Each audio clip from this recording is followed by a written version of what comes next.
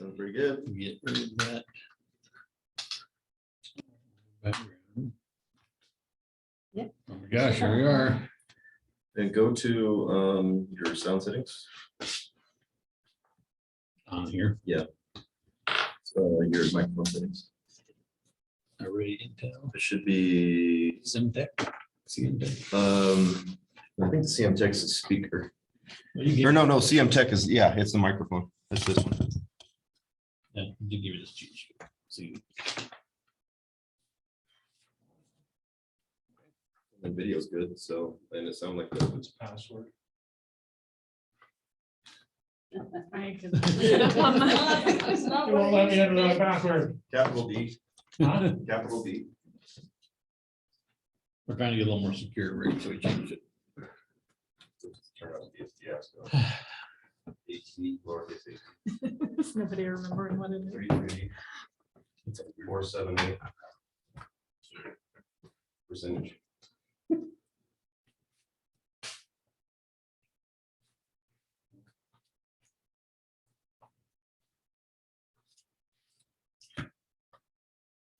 Good. We'll have someone new taking minutes It hasn't today. been accepted. What Diana just Oh, mentioned. did you take? Okay. Yeah, that was great. Did you hear that, Patty? Someone new? So Susan from the assessor's office. I kind of invited someone who might have some time. And so we asked her if she would be interested in taking minutes, Great. typing up minutes, and she's agreed. And do agree. Do you think She has a pretty quiet desk, so hope I need to work with her a little bit, but let's be patient. But she's on board with it, so she will give her a shot today. Awesome. Yeah. You think if it's a good fit, she might be doing the budget board I minutes would, as well? I'm gonna ask, yeah, on my plan. That's great. I wanted, And she will do give you a cable Tristan's to try to hit that, interact meeting minutes from recording. turn her up, Oh, She's trying to do minutes and run a meeting, and that's not working very well either. no. So Anytime I I've get done that. that, it's, Okay. it's. I used to I've keep had up to do with it. it, but our I had to do it on issues are Wolf getting more Committee. Wolf complicated. Committee I did, but So she will do that off the recording. So how's it gonna affect? And so if that's the case, I your can office, give you not all my mine? people know to do that. There's some That down there. works. And she Well, I'll rarely just admits leave it, it- so I'll does leave Karen. that cable on So the desk. Okay, It was, I'll pick it up when I leave at lunch. all right. Yeah. give her a shot. And I'll, Yeah, I'll just bring it. I almost think Time. it Huh? can't get any worse. Tell people. Karen rarely admits that's not her thing.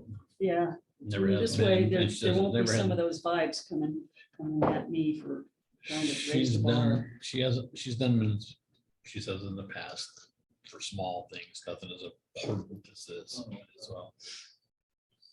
You ever showed her some of the old ones, so it's a recap of the.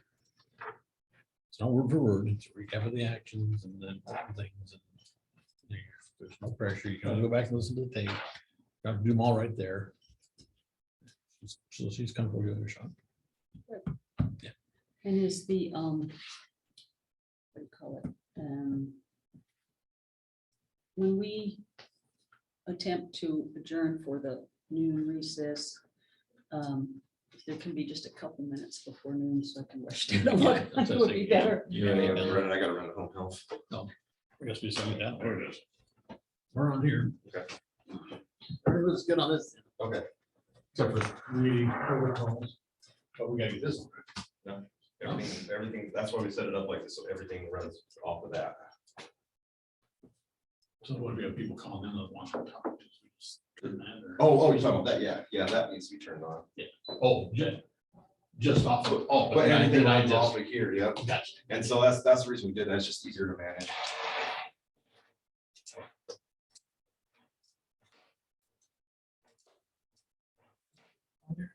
Yeah, I couldn't get it last time either. So Patty, after last meeting, I told Jeremy, get us some sound and get us some speakers. We don't have to fight this every time. So we made it Yeah, $200 investment. $200 investment. I mean, I'm willing to budget for more if we figure out something that's really good, but awesome. Thank you. Yeah. This is omnidirectional, so it'll pick up from both sides. We don't each have to have one. Okay, Yeah, and I honestly think something like this for like a Zoom meeting off of a, like something like that's. they'll hear us. Yeah, and then you'll be able to hear out of that. It's a good speaker. Good. So we can go down to- And you gotta remember to pick advanced, because so I'm not sure if that changed. Oh yeah, it's down there, so.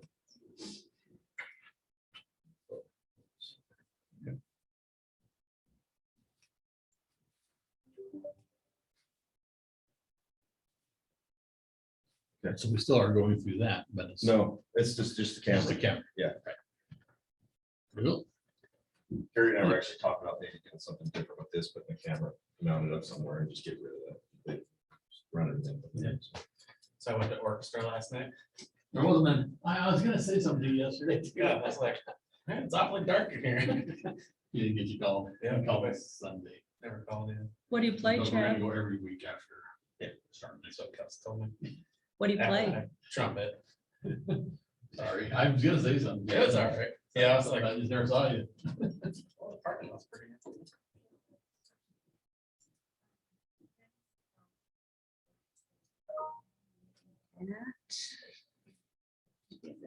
This baby.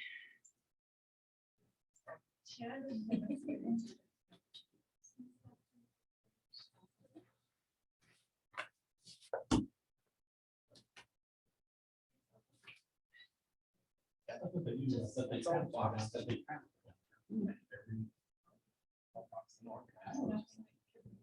New person coming in, it's gonna be.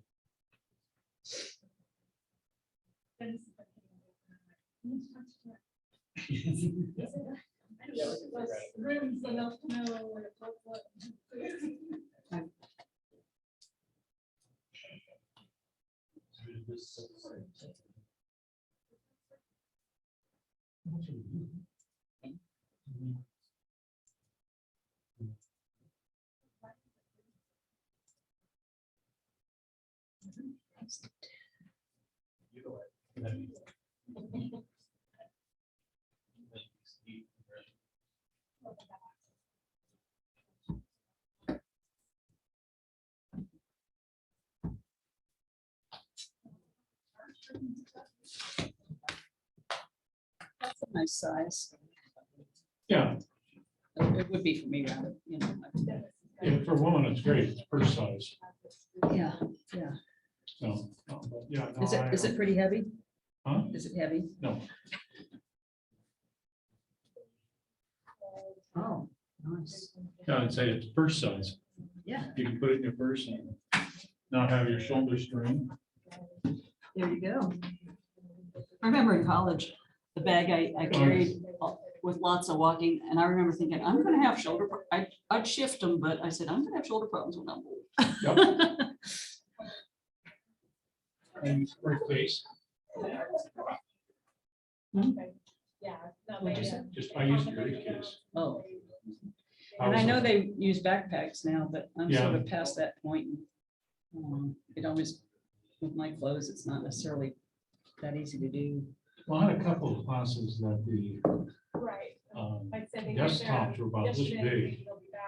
I don't know what their schedule was. but they- Geology 301, which had 700 people in it. They just didn't have any time to write it all, so I take my briefcase and I have a nice big spot to write it. That's good. Yeah, yeah. I mean, it gives a nice surface. Get 'em all in.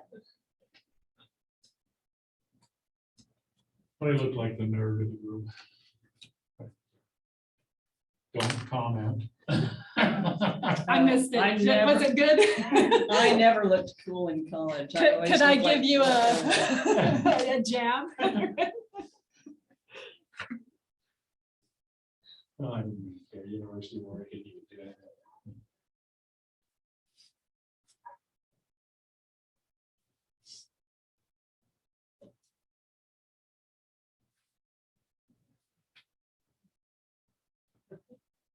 One of the classes I had a seminar on medieval Russian history. It's horrible. Oh, it's tough, yeah. I had to take, well, shoot, general college, your major, which in my case was business. Then I was in the ROTC, so I took all these native science classes. And then we had to compromise and not get thrown off campus because it was after Vietnam, Yeah. liberal campus. So they came up with that the midshipmen would need to take additional political science and philosophy courses that were, far to the left. So we would not become warmongers. And so I had very few true electives I got to take, but when I did, I'd take something like acting or Shakespeare or religions, just, I like a lot of things. I'm not a specialist. Just for that. And so if you ever look at my You never playbook, know. she's all over the map.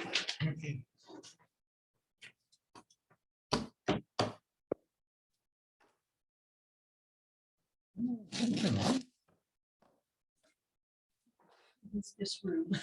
I keep thinking it's not something. There's no dust in here. Active. Well, I won't blame dust being that my knee is quite a bit.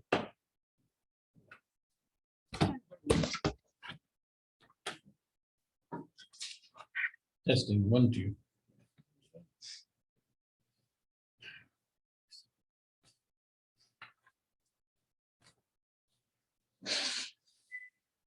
Memory full.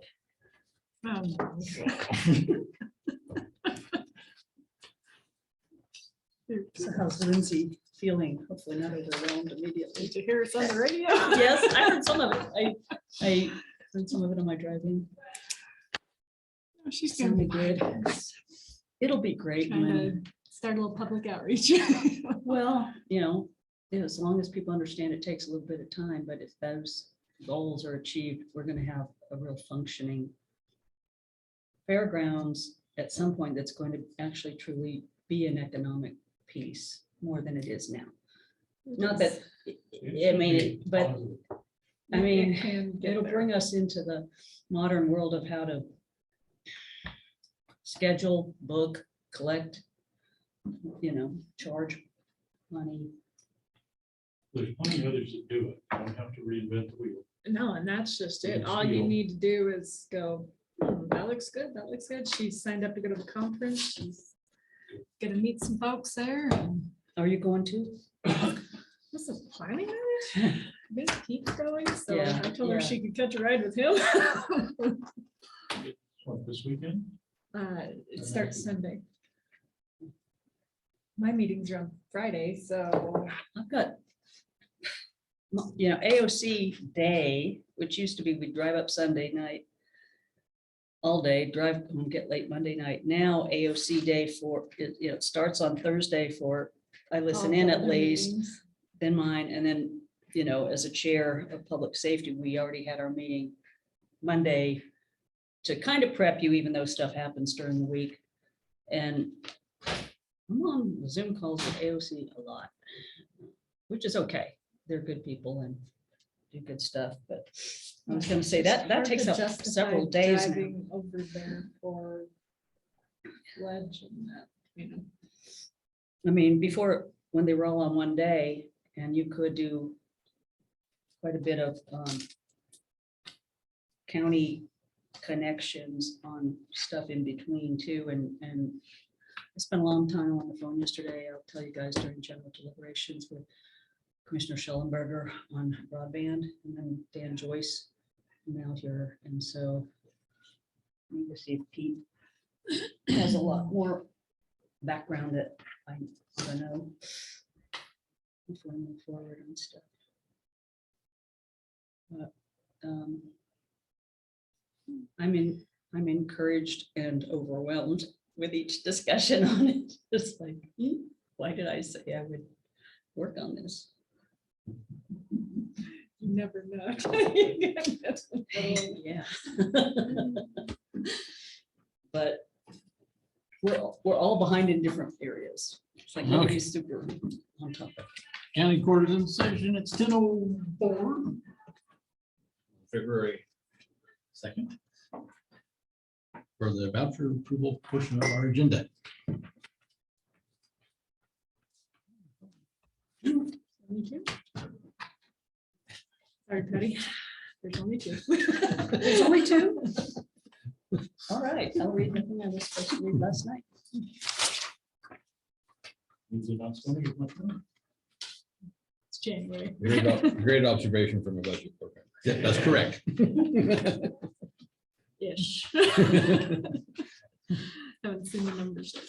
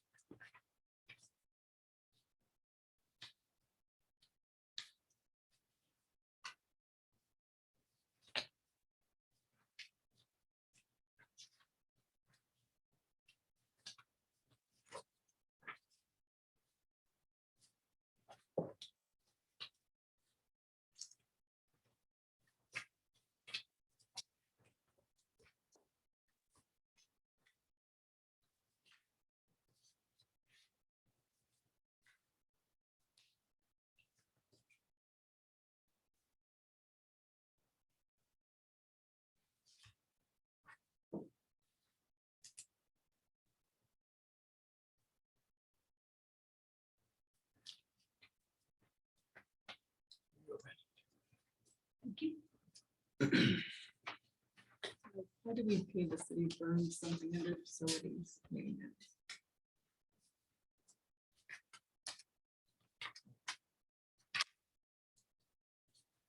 It's, that's Chad's budget. That's where we pay water bills, Oh, garbage. okay, so that's probably what it is.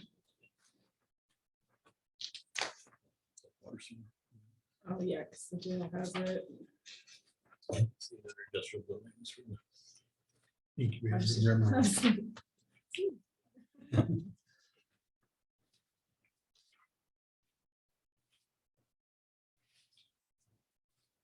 So this was the grand total for that Mhm. group of buildings that you showed me. In July 1 to December 31st. Can't help but chuckle at some of these emails. Chuckle with sympathy on these. Oh man, this has gone from bad to I know, I worse. saw that one. Oh, Eric. How's your house going? I see him up there. It's still going. I see that. We're moving. I mean, I was just talking to Debbie. We're trying to find that stopping point. You know, we knew we weren't gonna finish it, but we would be far enough along to where we could do, you know, the work ourselves. So we're just trying to find that happy spot to where we can let Kyle go, and then if I have to call him back for help, I can call him back. Yeah. That's that one that you- So, no, but it's going good. Insulation not is trying to in, they should have the HVAC system, by the end of the week or the first part of next, so we can start doing drywall. Yeah. I have drywall. What's that? I have it done. Yes, no, the flooring and the tile and that kind of stuff, I did that on our remodel, so it's been a while, but I'll have to a few videos and I'll have to kind of get back in the swing of things. You started the laundry room. That's what I told Cheryl. We're gonna have a practice room.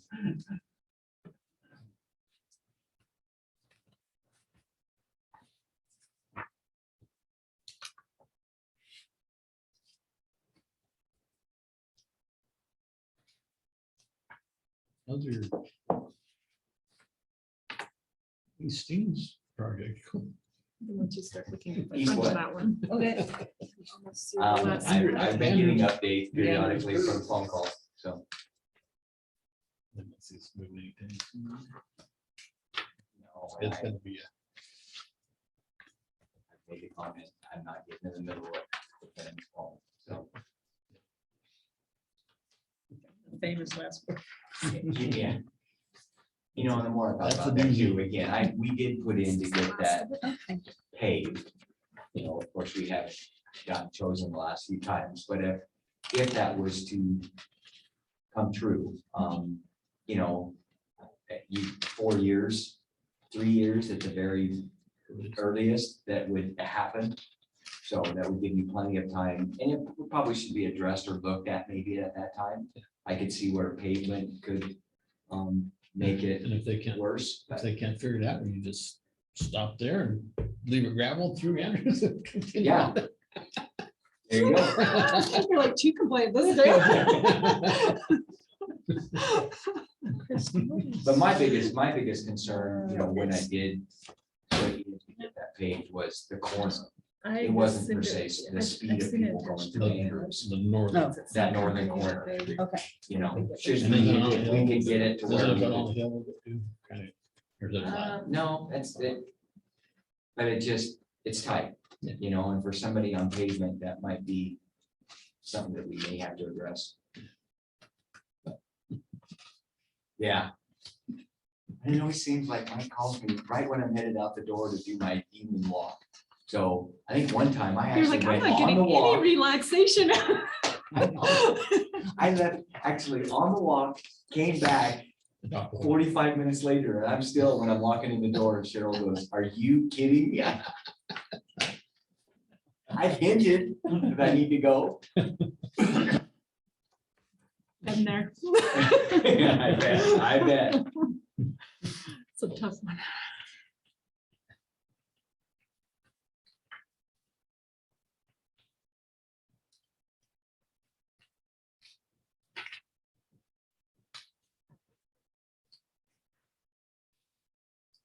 What were you checking?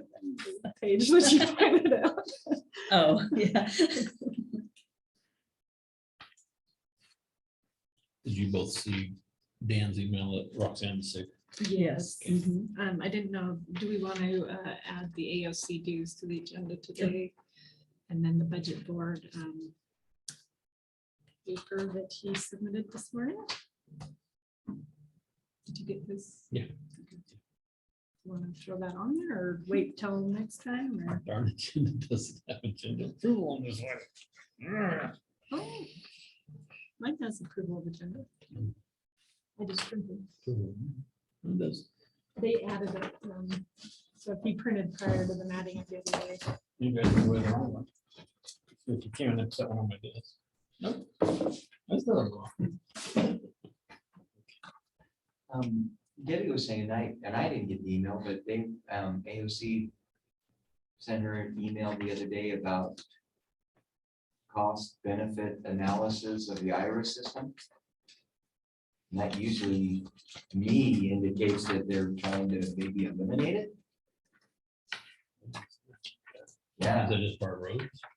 well, it's how we keep track of all our accounting down there. You know, and she uses those numbers to report up here on some of it. So again, I mean, it's a big benefit to us, but Is that Tyler Jantz's? room? No, it'd be, Whose room is that? who's the road guy? well, you've got Brian Brian Wooley. Worley is the, Oh, yeah. okay. And I didn't ask her who the email was from, but I didn't get it, but she did. That's reported to me. Yeah, I mean, it's, You know, yeah, it's very important to us. I don't know if there's other counties out there that utilize some other kind of accounting system.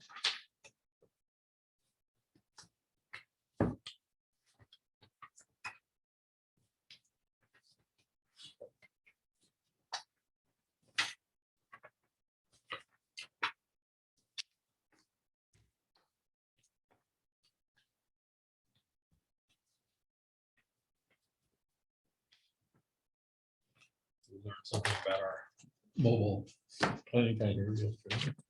What's that? We learned something about our mobile clinic. Yeah, What? Well, they had to get it, the VIN and stuff registered, and yesterday was the last day. Battery's dead. They didn't have keys to get it started. They can have keys to get into it. I found keys in Linda's drawer. It had 2 little keys on it. And when those little keys opened the box, and there were more keys to the whole thing. There's something I guess you have to shut off. She said, I talked to her for, so I followed this and shut this and this. I go, you must have missed it. This guy's in the road department.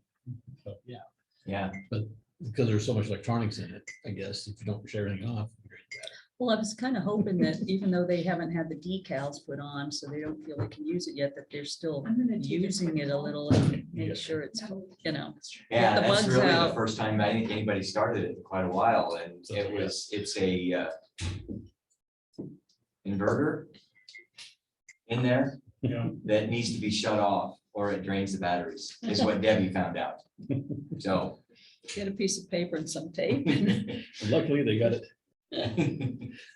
They got it Good. registered. Yeah. They needed to. Oh, Took a while, but yes, everybody working together got it, so.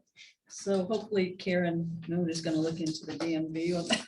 You know, at one point I thought, should I say, Emails could it them. possibly be the Harney County Wildfire Collaborative, same initials? I said, no, I'm staying out of it because that'll just get more confusing. Because, you know, Hart Desert Partnership used to be it, but it came here, The Watershed you know, Council. where she's, Had this address for years. I mean, I can see how it could have had this. I still get calls for Watershed Council first email was occasionally a down little- in their office. Was a Oh, little- really? Her first email was a little. It was sort of hostile, a little hostile, you know, that's okay. We can hustle back. Well, I did her anyway. So she needs to go to DMV and ask them to trace it. Well, It's never been a county vehicle. I I'm can looking even look forward at to her hearing insurance records. what it is once it's all settled, just out of curiosity. Oh, Martin, how are you? So are you working, what hours do you work now with the I'm auctions? very sporadic because it's winter and sellers do not want to go to their show. Bring stuff in, yeah. But usually between churches. There wasn't when it was handed to me. Okay. But I thought there were earlier. I don't know, I wasn't handed them originally, I didn't, but when they got to me, they didn't have it.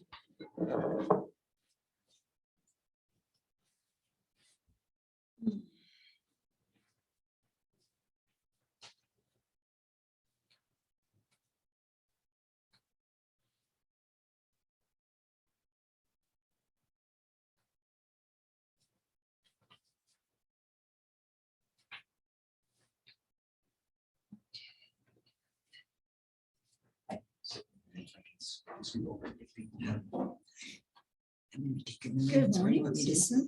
Well, whatever you and Pete think would work, that's where you would normally sit, That's yours. so. Give my coffee.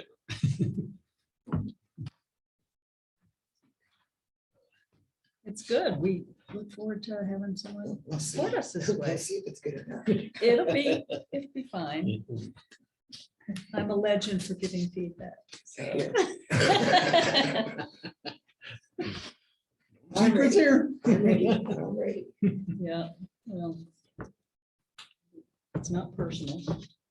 Oh, and I give feedback. I can take it.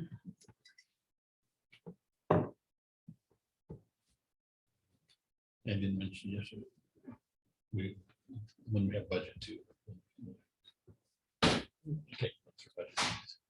What's happening in April? May? Okay.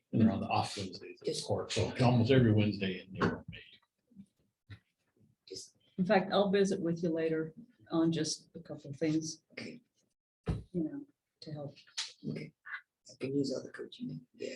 It'll be fine, I'm sure.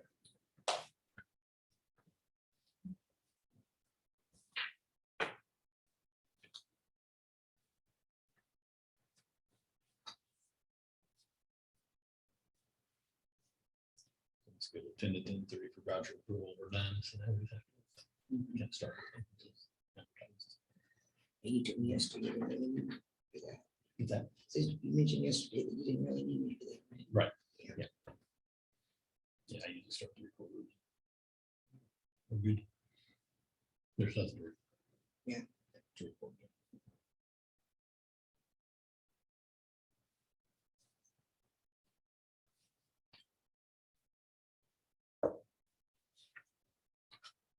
Pete, do you have any time open this afternoon for like 20 minutes or so? Like to get in and talk to you on something broadband related.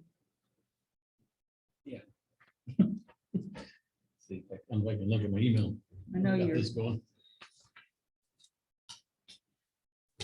I'm pretty flexible. on Yeah, My so it's gonna time is take me to Zoom. I'm sure I do. I just don't remember. okay. Schedule tell. I'll just poke my head in and then you can say. Come back in 30 minutes or whatever. Hi, Jerry. Hello, hello. Good morning. Hi, how are you? I didn't- I don't know if there's two, Hi, how are you? I'm good. Eastern Oregon Regional Advisor. I might have something from 2 to 3 other than that. Okay.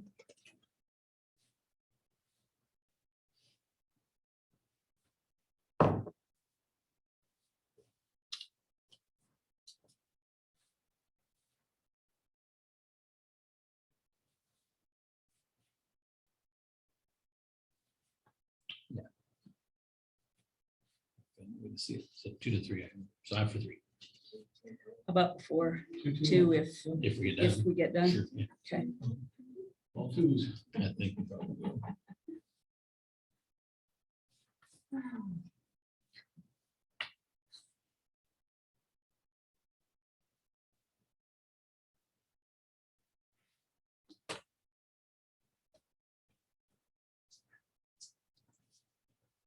What's the little green?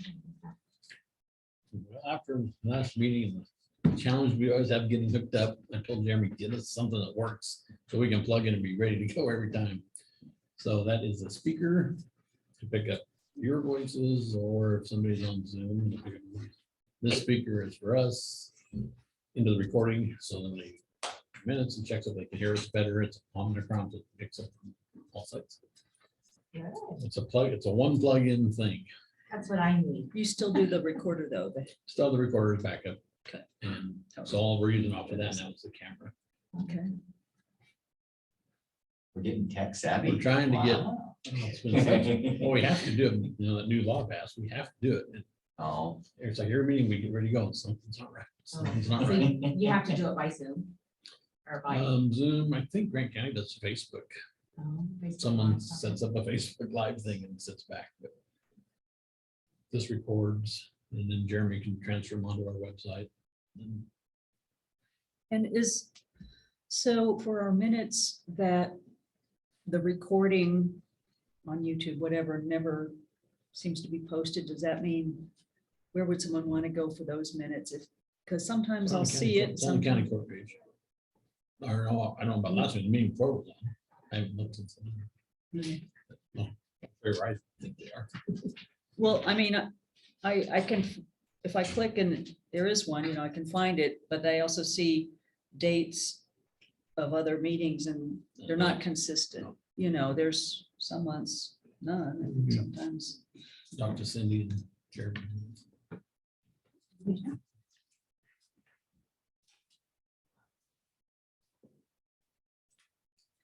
You don't even have to keep a straight face the whole time.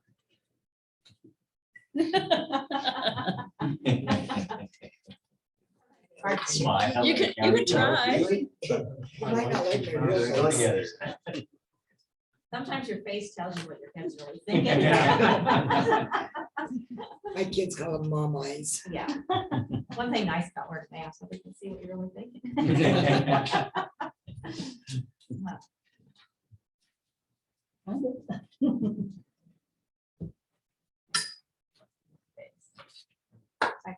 It's warm. Kristen and Lindsay did a good job on the radio this morning. They did, I heard them. That was good. Sounds great. Really. A lot of things are gonna get addressed and improved.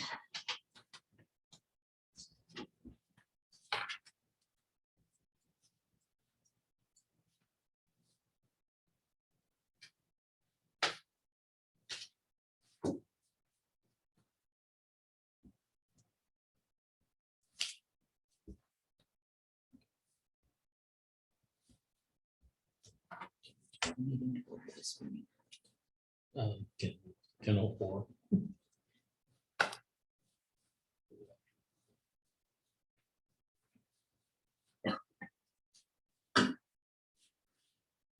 Two of those little recorders. I turned the first one. Went back to get the other one. Eric, how's your house coming? It's coming. Coming? Yep, Who's we're building? moving forward. Who's building it? Kyle. Oh, Kyle Pino. Yeah. No, he's been awesome to work with. I mean, as far as changes that might come up. No. Okay. No, he's been good. He's in my backyard. Oh, do you live up there? I place up on there. Oh, okay. So do you live? I live up there. I live on the bluff, little green. Oh, okay, okay. So you live on that, what's that street called? So you bought Carlson's house? Yep. It used to be, what's that called?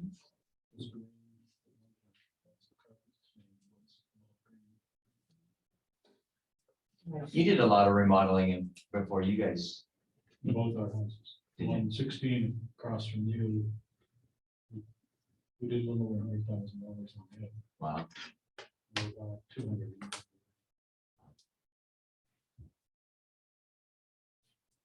But we put, I tore up, I'm not a vinyl person. So we tore all the vinyl off, wood siding on it. In 16. So one we watch you. So has your cost went up quite a bit? You know, the HVAC, because of the ductwork, we noticed, you know, we had estimates and kind of had ballparks. Insulation, little bit higher.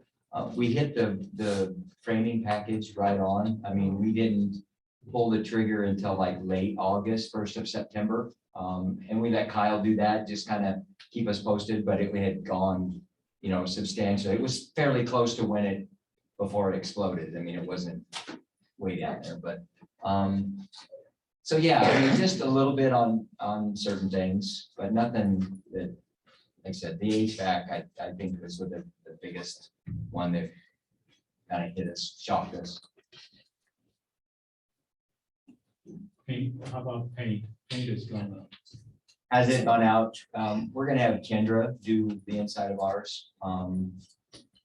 Pretty simple. We don't have a lot of color changes. You know, and as far as outside, I think we're gonna try to do that ourselves, but the inside, we figured we'd have Kendra do. Well, I think there's no paint shortage. I mean, getting paint. Yeah. there are. Oh, That's what I. yeah, and seeing that's kind of the duct work for the heating. We met with him last night and he still is waiting for some, you know, and of course appliances, you know, hit and miss. Yeah. Yeah. Some you can get, some you can't. How about windows? Those aren't too bad. I mean, we ordered them and they might have been a little delayed, but for the most part. I've always They had were there. a first modalities. Late The kids on their place, we told them at least 13 weeks. Wow, At least. yeah. They Trying to remember, because we got right on, because we had been notified that it might take a little bit with the windows. So we had them relatively, you know, early And so I took over in the the counter process. version, I mean, the prescription version of whatever you can. It shows up, and at first I had allergies way during the season too. Morning, Brooks. And then How are over the you? years, I don't take anything. I'll take it over the counter. New babies? Last night I took one. That was early. And I You know, don't we- get signs. It seems like every time we try to do a legacy assumption, something happens. You know, I mean, it never fails. Here we are standing there going over things with Kyle at the house. We get the text. She's in the hospital in labor. We're like, are you kidding me? We were supposed to get away. But it worked out fine because we didn't. I'm not scared. We couldn't go see her. Planning on it. Anyway, so, yeah. Welcome to AT&T's teleconference service. Please enter your access code, followed by the pound sign. Your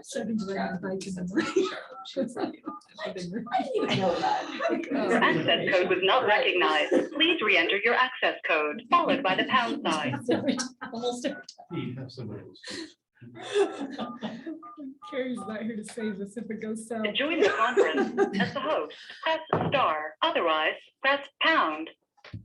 Please enter your host password, followed by the pound sign. There are 1 participants on the call, including you. You are joining your conference as the host. For a menu of available commands, press star pound. Okay. Hecklers, I heard. Getting that going.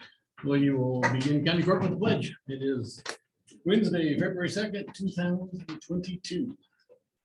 I pledge Allegiance to the flag of the United States of America and to the republic for which it stands, one nation, under God, indivisible, with liberty and justice for all. Thank you. Welcome, everybody.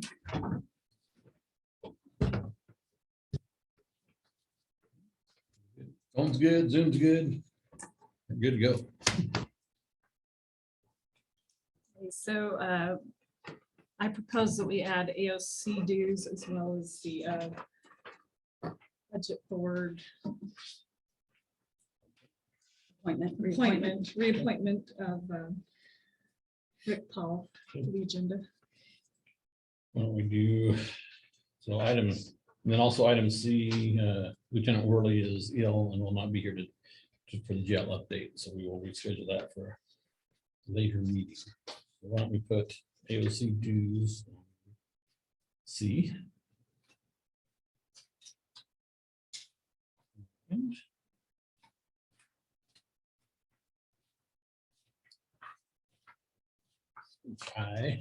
I will be budget board.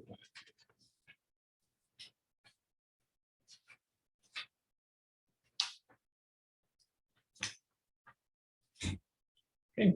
So I move to approve the agenda with the changes just noted. I'll second. Moved and seconded to approve the agenda with the 2 additions and 1 deletion. Any further discussion? All in favor, signify by saying aye. Aye. And opposed. Motion carries. Item 2, approval of minutes, January 5th and January 19th. I move to approve the January 5th, 2022 Harney County Court meeting minutes. I'll second. Moved and seconded to approve January 5th, 2022 and January 19th, 2022. Oh, I didn't say. Oh, you just did one, sorry. January 5th minutes, 2022. Any further discussion? Hearing none, all in favor, signify by saying aye. Aye. Aye. And opposed. Carries. Okay, I move to approve the January 19th, 2022 Harney County Court meeting minutes. I'll second. Seconded to approve the minutes of January 19th, 2022. Any further discussion there? All in favor, signify by saying aye. Aye. Aye. Aye. And opposed. It's 19 carried, the minutes of the second carried. Item 3, opportunity for public comment. The 1 person signed in, Barbara Kennedy. Now we've kind of changed our format a little bit more, but comments need to be specific to today's agenda. That's new to you, I know, so I'll let you go ahead and speak today. Well, this is just a matter of awareness. I'll give you these 2. Pete's already got his copy. Okay. I had an opportunity in December where I needed some cash. And so I went and did a small cash draw at US Bank.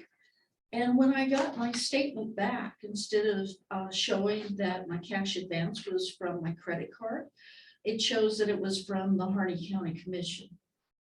And it showed the business location as being 24 Fairview Heights Loop. And then it said that it would appear on my statement as Harney County, Burns, Oregon. However, that portion was not on my billing statement. But I wasn't aware that the Harney County Commission was involved in banking. And so I just want to make you aware of that there may be, and I think Rick, Terry might be interested in this also. Yeah. I just think maybe there needs to be a little investigation of either that or an explanation of And you know, why that the Harney County Commission would be involved. It says it's a purchase. this sounds like big errors all over the place, but I recognize that 24 Fairview Heights Loop was years ago when I was the director of the Harney County Commission on Children and Families. That's where our office was way back in the day, but we never had anything like that. And that's been disestablished for many years. Well, I was also thinking through the budget committee, maybe Holly would know where your office was. How the US Bank would be involved with the Harney County Commission. I think that, you know, so it'd be the Commission of Children. Well, we never had our own bank account or anything. We never got statements. We never had. We're just general fund like everybody else. That's weird. Well, The second weird thing we're aware of lately. And that was with US Bank. You said. Yes, US Bank. And I reported this to Bobby Joe and she didn't know anything about it either. Yeah.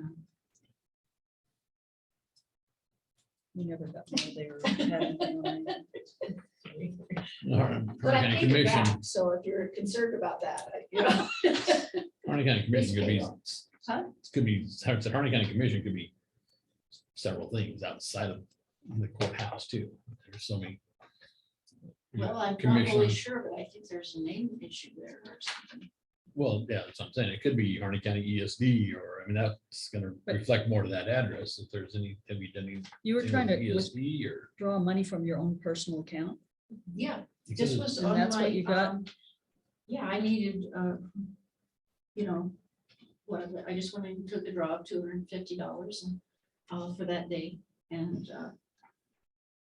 this is what showed up on my credit card account. And I just, you know, I should have said the name of the credit card as far as a cash advance. What does the bank say? I didn't go to the bank. I just, I asked, when I saw it on there, I went to Bobby Joe and said, what's going on here? And You she should go did to the mention bank. that, you know, maybe it would be children and families, but still, that's affiliated with the county. Yeah, I mean, you're I gonna recommend you have go to the work this bank through and the work this bank out. This is first. bogus. Why don't maybe you guys would want to work it out in terms of knowing where your No. name's being used? Well, we're not gonna, it Well- says it's purchased and it's Capital One. We're not gonna have any rights to go in there. It's gonna have to be initiated by you, but would be interested, yes, too. I already get it. No, I've seen some articles saying that there's a lot of hacking and weird stuff going on, starting to go on in banking worldwide now. I hope we figure out what this is. Thank you.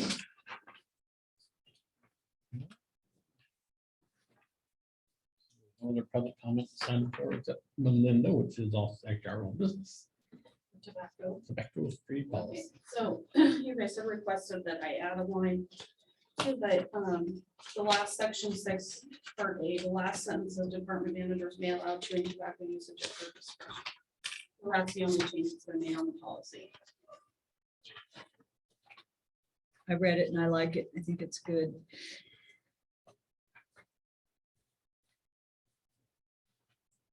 And at this point, we haven't reached out to the department heads for feedback on this. I was told that. We'll start here and then we'll work it out from there. Right.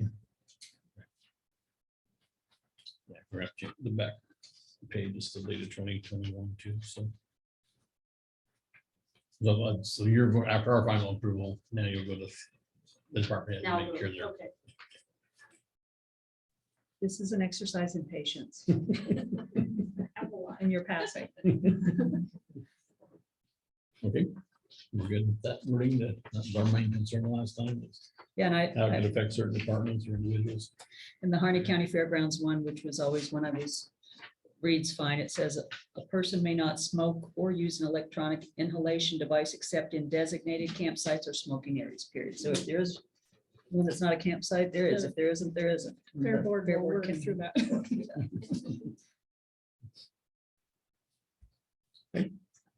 Appreciate your work on that. So now email out to the department heads, or do you do that? I can have Carrie send it out.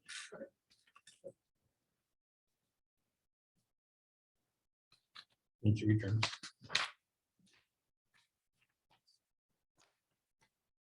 She's Yeah, into couple sunburn. department She's heads shy. in the- If she In returns. the room, Eric, do you think that'll be acceptable? From your point of view?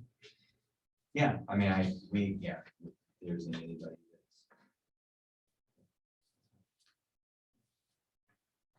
Over, but you have chewers. Not very many.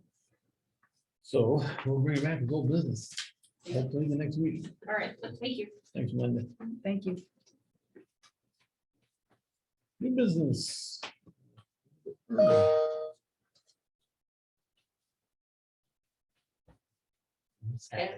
You have the floor. Well, as far as juvenile department goes, I can assure you we've had no shortage of excitement recently. I can tell you that this time last year, we had 20 kids on probation. And currently, we're packing a caseload of 32 kids on county probation. I did break it down into some stats. I figured you would be a little bit interested in what the numbers look like. 10 currently on supervision for MIPs. All of those are MIPs for vaping devices that have come directly out of local school districts. 9 of those cases are being handled informally, so that's a diversion opportunity, first offense. They get the opportunity to enter into what we call a formal accountability agreements, typically a 6-month time frame that adheres to the county substance abuse policy. And should they finish that time period and the obligations that have been set forth, would typically close those cases within 90 days. One of those cases is a formal case that happens when an individual or a family decides that it was a bogus citation and they don't like it and they will fight it in court of law. So a petition is filed and it's brought before the circuit court. We did win that case, so that particular youth is on probation formally through the Harney County Circuit Court for an MIP vape. 2 currently on supervision for MIP alcohol in conjunction with some additional charges. One of those cases is a formal case and one is an informal case. Included in that 32 kid caseload count, we have 2 interstate compact cases. Interstate compact cases are cases that our county supervises, but the youth is under the jurisdiction of another state. One of those states is Idaho, one of those states is Washington. One of those kids is an adjudicated sex offender and one is an adjudicated on a person crime. I can tell you that interstate compact cases typically take quite a bit more time to supervise, as the information that we're required to report back to goes back through OIA. The interstate compact administrator, we're required to do every 90 days an update on those youth. 11 are currently on supervision for property crimes. That includes both Class A misdemeanors and Class C felonies. 8 of those particular cases have significant owed restitution amounts. Those are all formal through the circuit court, so those restitution amounts get paid through the circuit court. 2 of our youth are currently in OIA custody, with another that was just committed to the Oregon Youth Authority last week. That particular youth does remain in our community. One thing that I would note is that across the board, the state residential placements are experiencing severe lacks of shortages. I would say in the last year, 6 facilities that I have been familiar with that we've used regularly have closed. And so historically, when you commit a kid to the Oregon Youth Authority, you can commit them directly to the facility, which would be like the facility that we have here in our community, or to a residential based care facility. historically, when you commit a kid, I would have been working with OIA way prior to the commitment. And then as soon as that commitment hearing took place, you would transport that youth directly to that residential care facility. What we're experiencing now is that there's such a backlog of referrals for these kids waiting to get into these facilities that it often will take 1, 2, sometimes 3 months post commitment to OIA of those kids remaining in the community before they can get into these particular types of placements. So sometimes it's not a bad thing, but I also think that it just creates, a longer period of time that those kids are kind of hanging in the balance. I think it creates more opportunity for self-sabotage, kind of no light at the end of the tunnel. They don't want to work in school. They don't want to continue substance abuse treatment, things of that nature. So it's just kind of an intriguing thing if I might be interested in. Also included in the stats, we do have 1 current sex offender on supervision. We are utilizing the JBRJ outpatient treatment. I would note that I had previously brought that up to county court. We do utilize JBRJ outpatient treatment. It's an opportunity for kids in this community to gain sex offender treatment through JBRJ outpatient treatment services, and they can do it via FaceTime. So their initial visit for their evaluation is in person, and then every 4th visit is in person, but the rest of those visits can take place via FaceTime. So that's been kind of handy.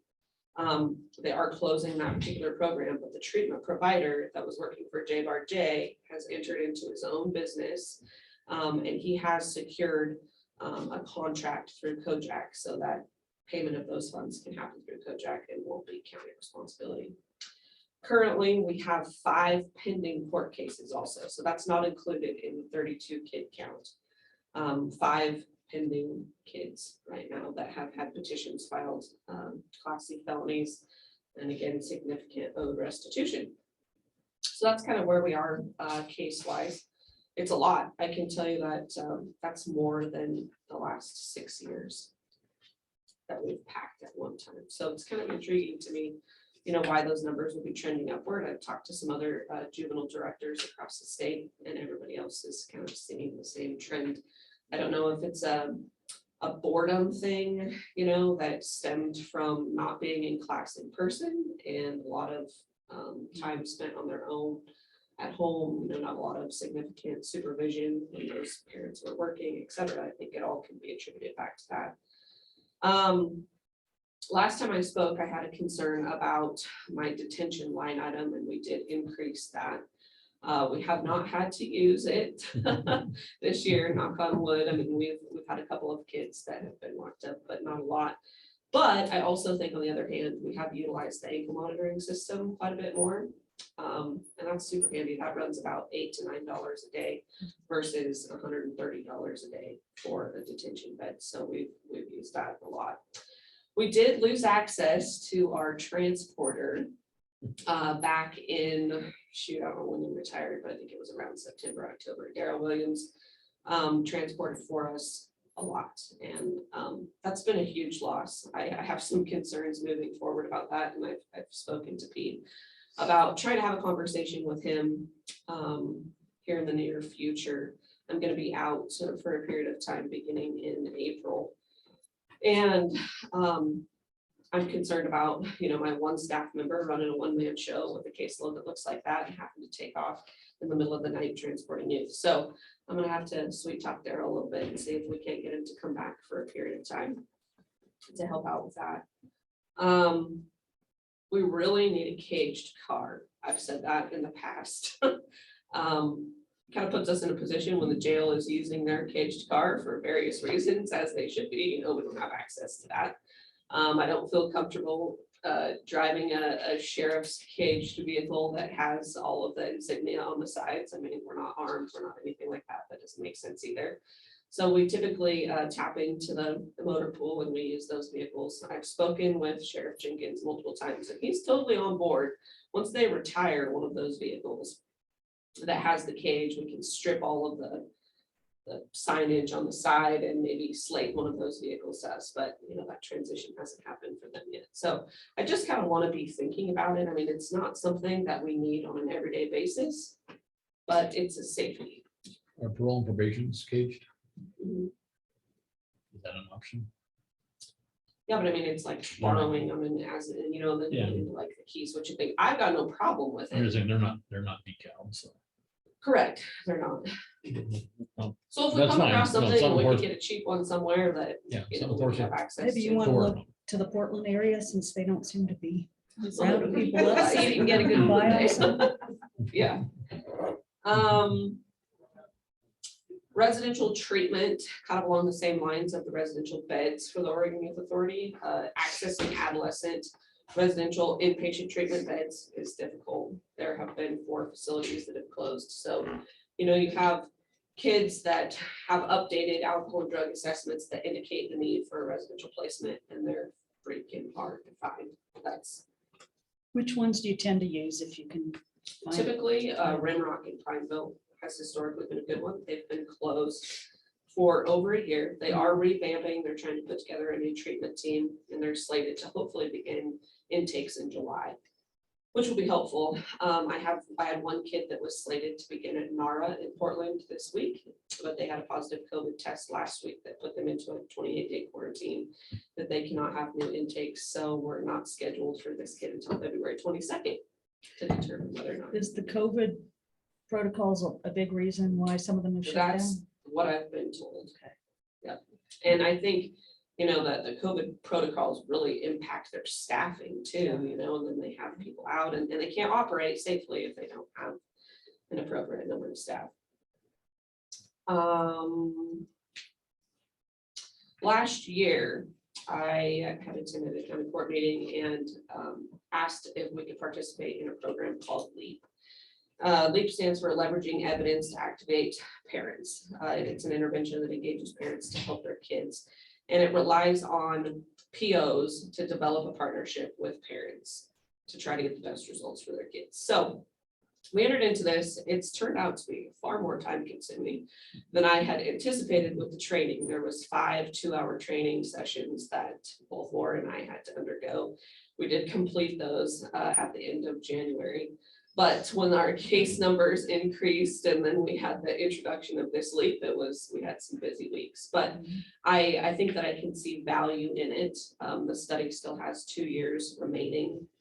Most of the stuff that will be output from our office is just data collection for the Oregon Social Learning Center. They did issue iPads to both of us that like parents can fill out surveys and youth can fill out surveys at the conclusion of each individual meeting. So it's good. I'm anxious to see if it works. I mean, I think we typically run into that. I don't believe in bad kids. I believe in, you know, kids that have had the opportunity to be raised in more structured households with involved parents. And so hopefully, you know, through this process, we can promote that more. In April, I had approached Judge Reynolds about getting us some cell phones. So we now have county issued cell phones. That runs us $40 to $50 a month, but I feel much better with regard to discovery and subpoenas. You know, we typically are searching homes and finding drugs and taking pictures of that. And I just didn't feel comfortable with that on my own personal cell phone. So thank you for that. That's working well. With regard to some new statutory type stuff, in January, some new legislation went through that eliminated all fines and fees in juvenile cases, both formal and informal. So we can no longer collect a $40 probation supervision fee for an informal case. For formal cases, the circuit court can no longer collect court-appointed attorney's fees at all. And they cannot collect fines. So typically, if a kid was adjudicated on a violation, it was a $100 fine. On a misdemeanor, it was a $200 fine, and on a felony, it was a $300 fine. So that's axed. Nobody can collect that anymore. Thankfully for us, because our case numbers are relatively lower than what other counties across the state see, the financial impact won't be great. But for for counties like Umatilla, Marion, I mean, those guys are getting hit hard by that particular legislation. Senate Bill 575 was introduced in 2021, and in January of this year, county juvenile departments have there's new law for expunction requirements and how we are required to complete expunctions for both adjudicated and non-adjudicated youth. And it's time consuming and there's forms that have to be submitted and I mean, it's a pain in the butt. And so we've been, through Kojak, I've been working with the other juvenile department directors across the state to streamline an expunction process so that we're all kind of speaking the same language. The Oregon Youth Authority did recognize that this was going to be an impact to county juvenile departments. So luckily, they had put a line item into their state budget that they will reimburse counties at the rate of $206.15 per qualified expunction. And based on, they did it based on population. So our county is slated to have a maximum reimbursement of $4,123, which is based on our historical juvenile offender population. So we haven't been reimbursed for anything. We haven't had an expunction go through yet, but I'm not looking forward to that at all. I did purchase 2 new laptop docking stations for our office. My computer had belonged to John Copenhaver back in the day, and Laura's had belonged to Ted Tiller, and they just weren't working anymore. It was not good. I only had $1,500 in my repair and replace office supplies, and the total cost was $2,160. But I did apply for some detention backup money. So at the conclusion of the last fiscal year, Kojak had a pot of money that county juvenile departments could apply for to be reimbursed for detention dollars. So I jumped on that and luckily was able to get $3,750 of our detention money reimbursed. So I felt like $660 over was probably okay, considering we got some money that we weren't expecting. Those laptop docking stations are super handy also because if the need to work from home does arise, or for me to be able to access some of that stuff, we do have capability, and I like that. Just a brief overview of our Oregon Department of Education money. So we had projected for the 2021 biennial year that we would roughly get like 20,000 a year, so 40,000 total. That actually came in far above what our projection was, and we were granted $63,000 from the Department of Education. So that was more than what we anticipated, and we were concerned that it would be far less than that. We do, however, our plan was approved on a conditional basis, and we are required to undergo technical assistance training to address the racial and ethnic disparities. So that's set for February 8th, and they're supposed to help us change that language. The OYA money came in a little bit less. We had projected 10,000 for year 1, 10,000 for year 2. The actual amounts are $8,955 a year, so it wasn't super off on that particular one either. I would note that we've been using Felix Zavala quite a bit for oversight of community service opportunities for the kids. I love it. It works well. Lottie pays him, however, out of the P&P budget. So I think moving forward, we kind of need to determine if the juvenile department needs to assume some responsibility for some of that salary. I think it's a conversation that we can have. I'm not necessarily volunteering to add another line item, but there's not a lot of opportunities for kids to be supervised with community service. And I like it when they're out there splitting wood. I like it when they're delivering wood. I like it when they're cleaning up the dumps. I like it when they're polishing the thing on the middle of the floor. And Felix is really good with them. So I don't want to lose that. Yeah, we should talk about budget time, but You know, and the reason that it works between, and Lottie and I have spoken very openly about it. There are lots of days where, you know, she has it scheduled that adult offenders show up to participate in community service with Felix, and they don't show up. And so it's easier for us to get kids, you know, they can come in and work with Felix, and so that works pretty good. Can I just say, come talk to me, because I can show him how, well, he already splits his time, and he can split his time for you as well, so come talk to me. I just don't know, I don't really have a line. we'll have to have a line. That's, We'll have to talk about it in budget. yeah, we'll need to figure that out, so. The drug testing has gone up significantly, just for both the cost of the drug testing materials and the cost of the lab tests. And they're like 11, what did I write down? Like 11.25, I think, for a lab test. And then if you ask them to break it down into like a particular drug, it's 25 additional dollars a test. And we've looked at some other companies outside of Redwood, and really, I mean, Redwood's very comparable with their prices. We're not getting raked over the coals with that. So I likely will blow that line item. But I think you can also attribute that to an increase in, number of kids on your caseload with an increased number of drug tests. So we're happy to have kids back in school, and thankful that we're not battling the online schooling. I mean, we still have a select few of kids in the alternative education programs that utilize that online schooling. Man, I love the in-person, because having those kids up there all the time, like playing student teacher is, whew, it was intense. I was super thankful that we had purchased through our ODE grant some Chromebooks that our juvenile department owned. That was a lifesaver. Kids like to show up and say they can't complete school because they forgot their Chromebook, but not when we have extras. Thank goodness for Google. Yeah. And yeah, I guess just to conclude, I will be out in April, and Laura will be kind of running a one-man show.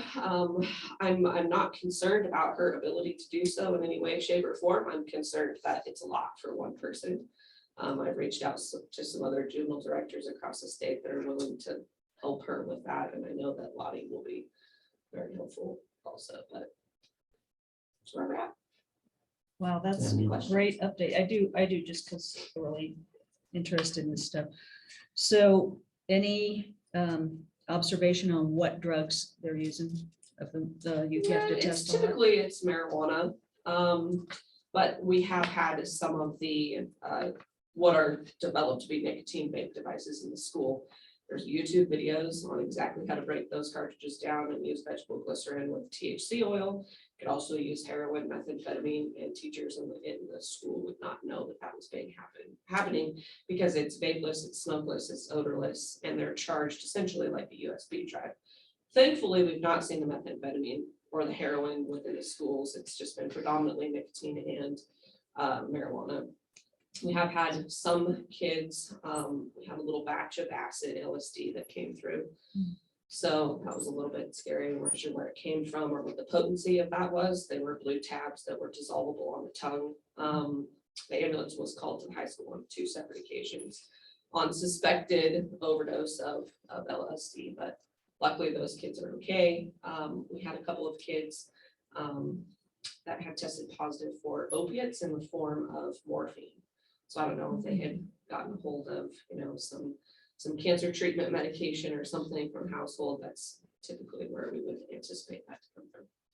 On the property crimes are a lot, sometimes I hear that for adults, property crimes, often it is attempting to get related to their drug habit and the need to, fund their drug habit, or to also try to get some of the prescription drugs, et cetera. How about for youth? What are the nature of their property crimes? I think the 2 biggest ones that come to mind are kids getting high and drunk and simply just going throughout the community for the sake of, getting a rush off of getting away with something. One of those was King Street got hit pretty hard with a bunch of tire slashing. The Apple Peddler got a bunch of windows broken out. I would say we get more stuff related to just that rush of criminal activity. I haven't seen it, in the effort of seeking out drugs. With the removal of fines and fees having to be paid, which supposedly would be at least somewhat of a deterrent, either from the parent's point of view or with that off the table, what's left? I mean, they still have conditions of probation that they have to adhere to. Sometimes, in the form of informal probation. I didn't love the $40 probation supervision fee because I felt like it was the parents footing the bill.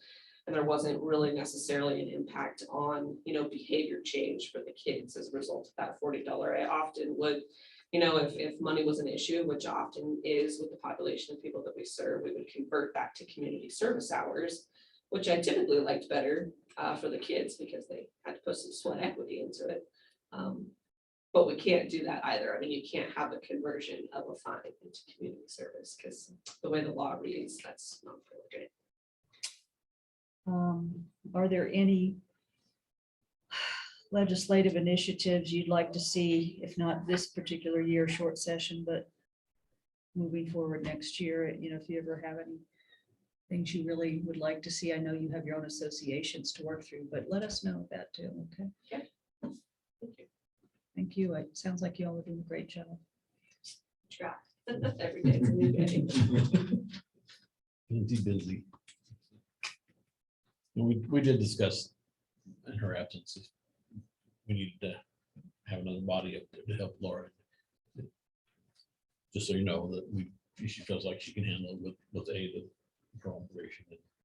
I did, you know, and I We presented her did that have that discussion. opportunity to, if she did want us to bring somebody on, but ultimately what it boils down to is you put her in a position to have to do her job and train somebody else, you know, to do Right, for something. sure. I just don't, Yeah, unless She and I they come both- with the background already. right, you know, unless we pull a PO out of another county that wants to come work here for 3 months, then, you know, sweet would be a business, but I just don't really see it as being helpful. I think it would be more just adding more to her plate at this point. Thank you very much. Thanks for all your hard work. Thank you. That was very informative. Appreciate it. All right. So a little ahead of schedule. Good job.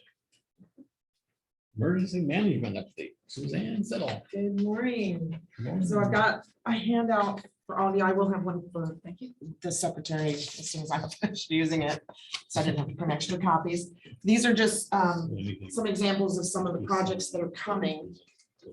We're going to start bringing some training to Harney County. It'll include emergency managers, executives, and senior officials from other counties. We're reaching out first to Lake, Malheur, and Grant, since we all four typically don't get trainings brought to our locations. So the first class is March 17th. It's a half a day, and it's the G402, which is Incident Command System for executives and senior officials. It'll provide senior officials the chance to discuss emergency management, the National Incident Emergency Management System, which is what the entire country has gone to, and how that works at the either corporate level or the senior officials level, elected officials, that kind of thing. City of Burns, City of Hines administrators will be invited. Burns and Hines Fire, the fire guys know this stuff, law enforcement knows this stuff. Any executives from any of the big businesses around, somebody from OIA who wants to come down and monitor the class because they hadn't had these types of classes previously. It's no charge. We're going to have up to 20 people, and it'll be down at the Chamber of Commerce meeting room. And so we do have that secure. We can have up to 20 people. They're going to bring down some executives from Umatilla County, and then 2 regional coordinators from the state will be here also because they're new in their positions. And they just want to see how this class flows so that they can start bringing it to more people in the state. With that, I also gave you a copy of the introduction guide to emergency management, which we're putting together, and an emergency management program overview. A lot of people don't understand emergency management, like what do you do and why do you do it kind of thing. You know, it's more like a Chicken Little, the sky is falling, and you know, you've got to think of what could potentially happen and then write a plan to mitigate whatever damages we're going to have. So this more outlines how the state expects us to handle it and how it all works within the community. So that's a project that we're working on. So I've given you samples of both documents, and we'll flesh those out. They're almost done, and we'll finish that out. And then and maybe in another meeting we'll do that, or we'll get together and just have a separate meeting on that. Thank you. I had asked Suzanne if she would just, I said, I don't ever like to assume, I like to start at the top. When I talk emergency management, we're talking this, you know, because Right. it's like you say, many people have their own idea of what that means. So thank you. Right, well, and a lot of people call it emergency services. And for, when you think of emergency services, you think of EMS, fire, law enforcement, you don't think of emergency management. So that's where a lot of it gets lost in the shuffle kind of thing, but at least the understanding of it. This year, we have a lot of programs or projects going on. The communications project is a huge one. Day Wireless has started that because we'd had prior discussions on the T1 line that the hospital had been paying for, that had escalated over time and that they were very upset about. We did manage to get that cut, and so they were able to cancel their contract with Lumen on that. We did rush it a little ahead, and of course, when you're doing something like that, there's always unforeseen circumstances.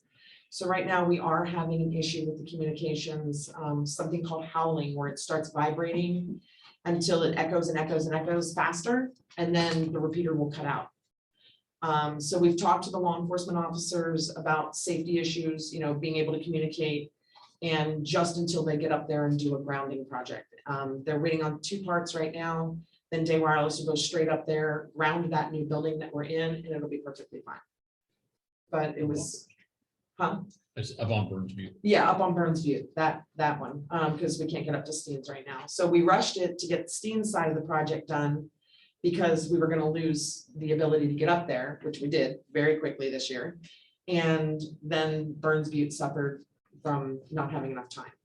So yeah, we'll get that finished, and this is basically a 2-year project between Harney and Grant County. So Grant County's got similar projects going on also with Day Wireless, so they know the entire system back and forth. We're going to put a Harney County server up in the Grant County Sheriff's Office.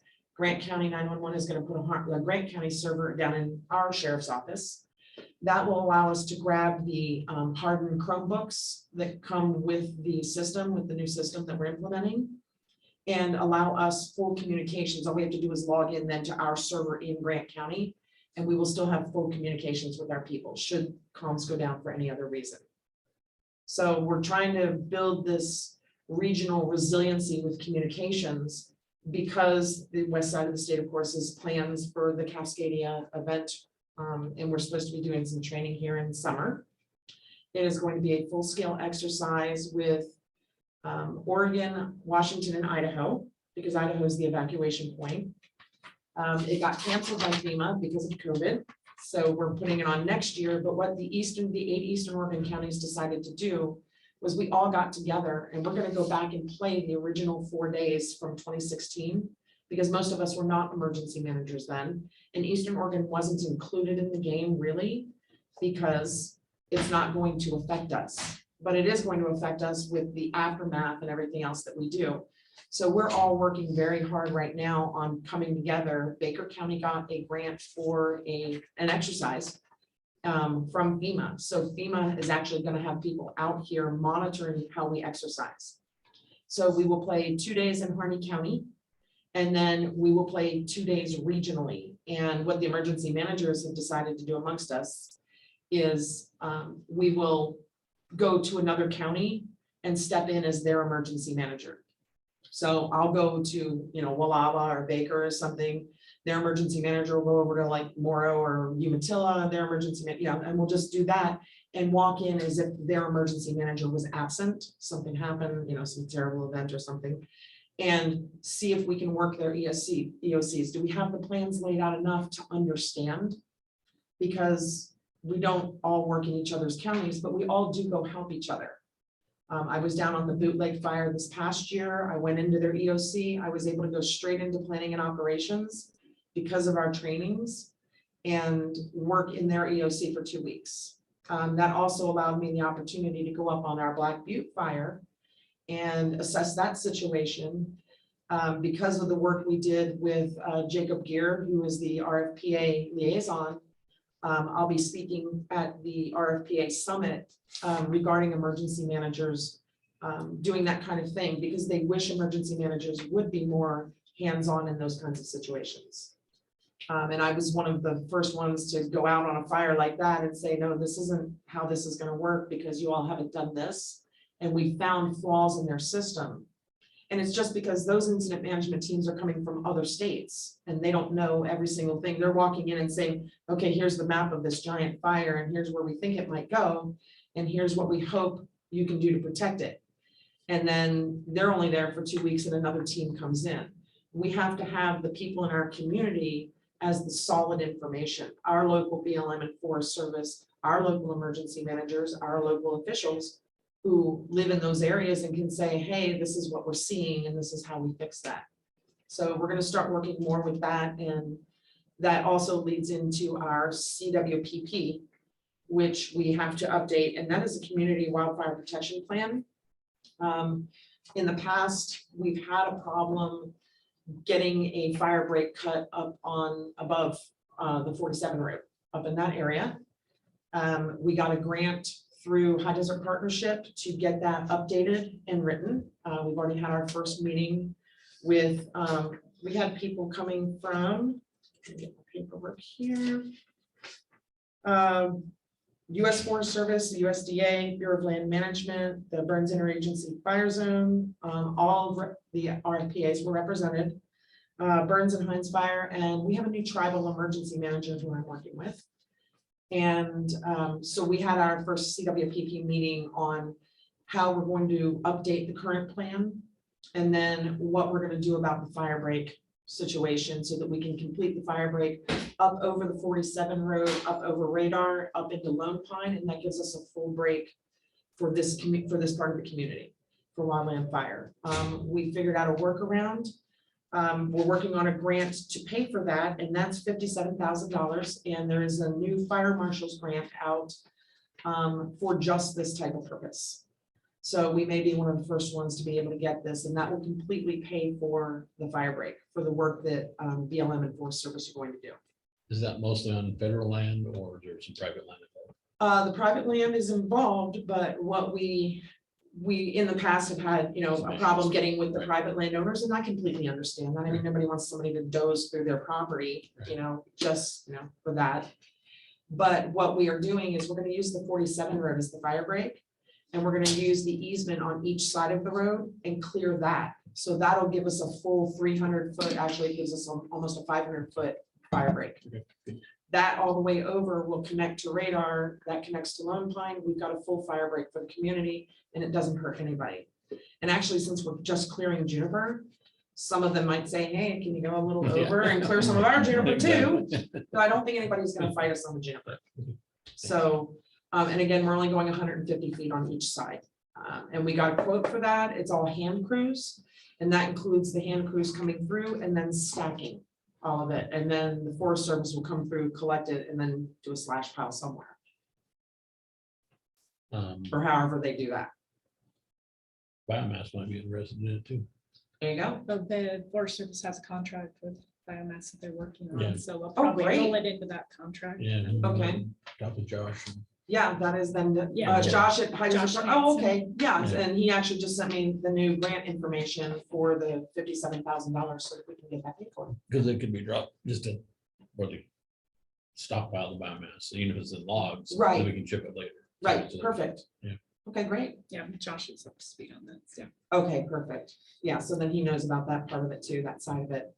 Were The- you aware that Mr. Gear has left for a position in Willała County? Oh, yeah, Okay, yeah, we've gone back and forth on it. I told him he couldn't leave. But yeah. he's an amazing liaison. When we were up on the Black Butte fire, and we had to go door to door on people's property and let them know that we were going to have to doze the fire lines. And even the people who were a little contrary about it, Jacob just had a way of being a good liaison. I mean, and a good representative for the RFPAs, and we ended up not having any trouble. We did have somebody rush up on us in a pickup truck and start to, raise their voice, and it was just, they misunderstood what was happening. And it ended up not even being on their property. So he just, he's calm, he's cool, collected, he's been in the business for a long time, so it's a big loss for us, but we've got some new people coming in, and some of the new BIFC people are really great. So we've got a lot of stuff coming down the pipe for that. We have the RFPA summit coming up in March. And then, Did you say March? March, yeah, I don't know the date. I can forward the email from Marvin Vetter to you. It'll be down at the Elks Lodge. And it's a 2-day summit, so they'll serve lunch and dinner one day and then lunch the next day. And they have that every year. And I'm not sure even which day I'll be speaking about that, but it'll be about going up on, down to Bootleg and up to Black Butte and going out on the fire lines with Jacob. Even the Forest Service came down and said, hey, we heard your emergency manager is really interested in this kind of thing. Can we go ahead and take her out? And Dan said, yeah, here's her phone number, call her. So it's something where what I usually hear is emergency managers are support. You stay in your office, you don't go out. But unless you understand what's going on in your community or how it might affect, like how it was going to affect Druzy, where the line was going to come in, how do you figure out your evacuation zones with just looking at a map? I needed to actually see the situation and understand it, which led to us finding a flaw in the fire line and having it redone.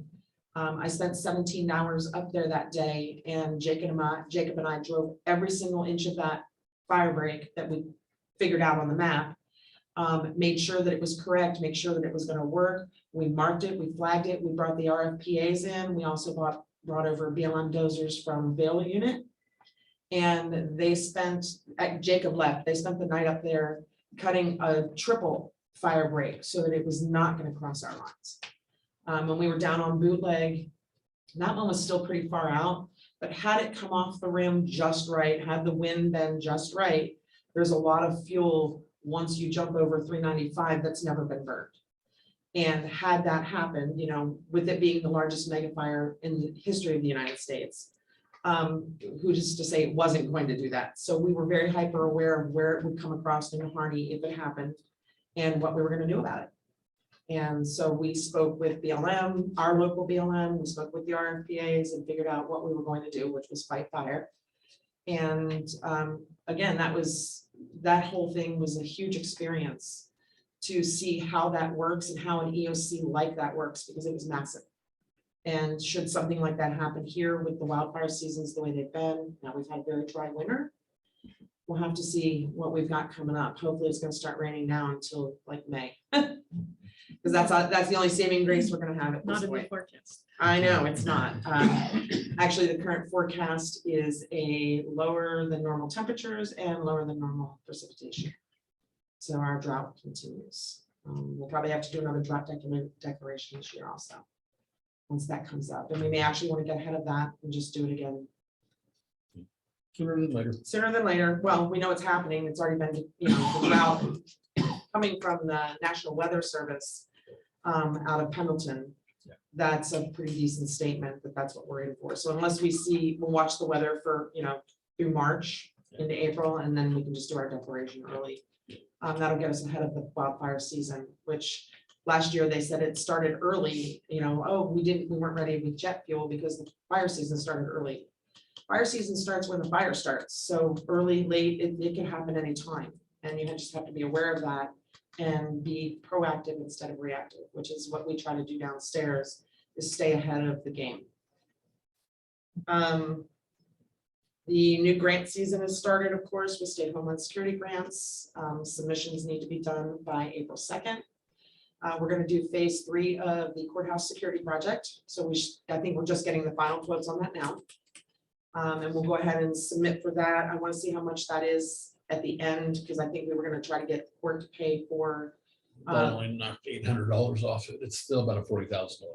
Okay, so we will go ahead I've got and to submit that as a I can even competitive show you. grant then. So What that we what get- is the project for phase 3? Phase 3 is the sheriff's office, the courts, and the DA's office, because they want a double phone system. So the DA wants to be able to unlock the door here or there, and the courts want to be able to unlock the door here or there. Because right now they're having to get up and come out. So this camera, there'd be cameras installed, they can see who they're gonna buzz through. Right.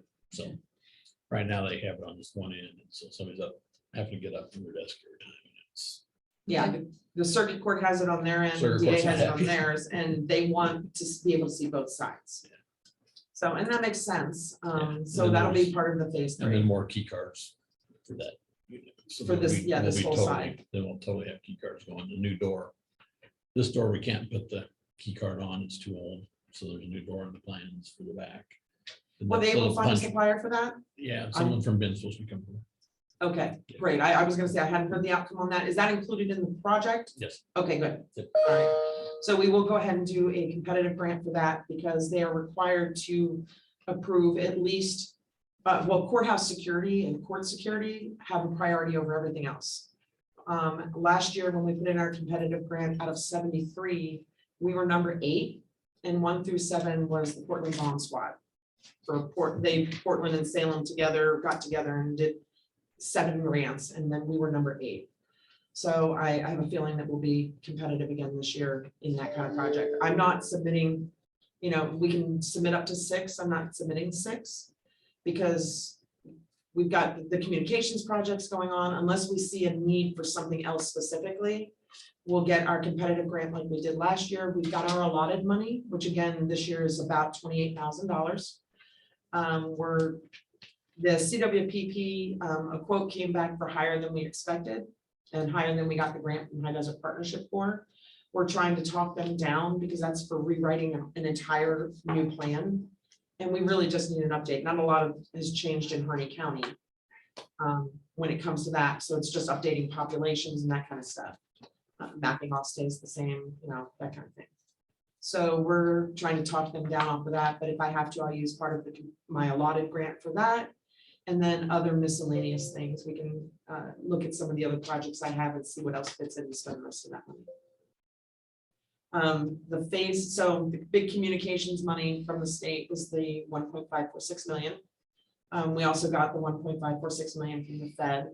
That doesn't start until the end of February when the COPS grants are issued. We are not competitive in that. We don't have to compete against anybody. It's already allotted to us. So once it's opened up, we just go in and accept it and follow the process. That will get the phase 2 of the communications project done, which is all of the equipment, all new equipment, repeaters and stuff for the vehicles for law enforcement, EMS and fire, both fire departments, sheriff's office, both police departments and EMS are all getting upgrades. And that adds up to just about another $1.5 million. It was a struggle to spend it all and to create a project on the fly like that, because we were blessed in one way to get that money. And then it's a curse on the other side of it and keeping track of it. But we're all settled in now. So all we have to do is just start doing the projects. Next Thursday, I'll be going over Salem to talk about this communication project. Because it's kind of out of the box. They hadn't thought of doing something like this before, connecting the Eastern Oregon counties, working their way over. The state wants everybody to go to a 700, 800 megahertz frequency, which can't work out here. We would need another 200 towers in order to be able to use that frequency. And they're trying to mandate that. So I was invited to go over and talk to them about why they can't do that. And how it doesn't fit with the communications interoperability projects that are set out by the Fed, which is how we got the money in the first place, because I threw that back at them and said, we're required, the state is required by the federal government to allow this communication interoperability and spend this money on that. And while they were spending it all on the west side, they weren't upgrading over here, which they absolutely needed to do. So once this part of this project is finished, it'll be Morrow, Umatilla, Grant and Harney. Grant's already, their project's already in the, underway also. And they also got the additional $640,000, which they weren't expecting. So they're upgrading a lot of their 911 center and communications and that kind of stuff. We will then, in the third year, bring in the other 5 counties. And make it an interoperability project. But that's when I go over there and talk to Salem, that's on them to coordinate all of that.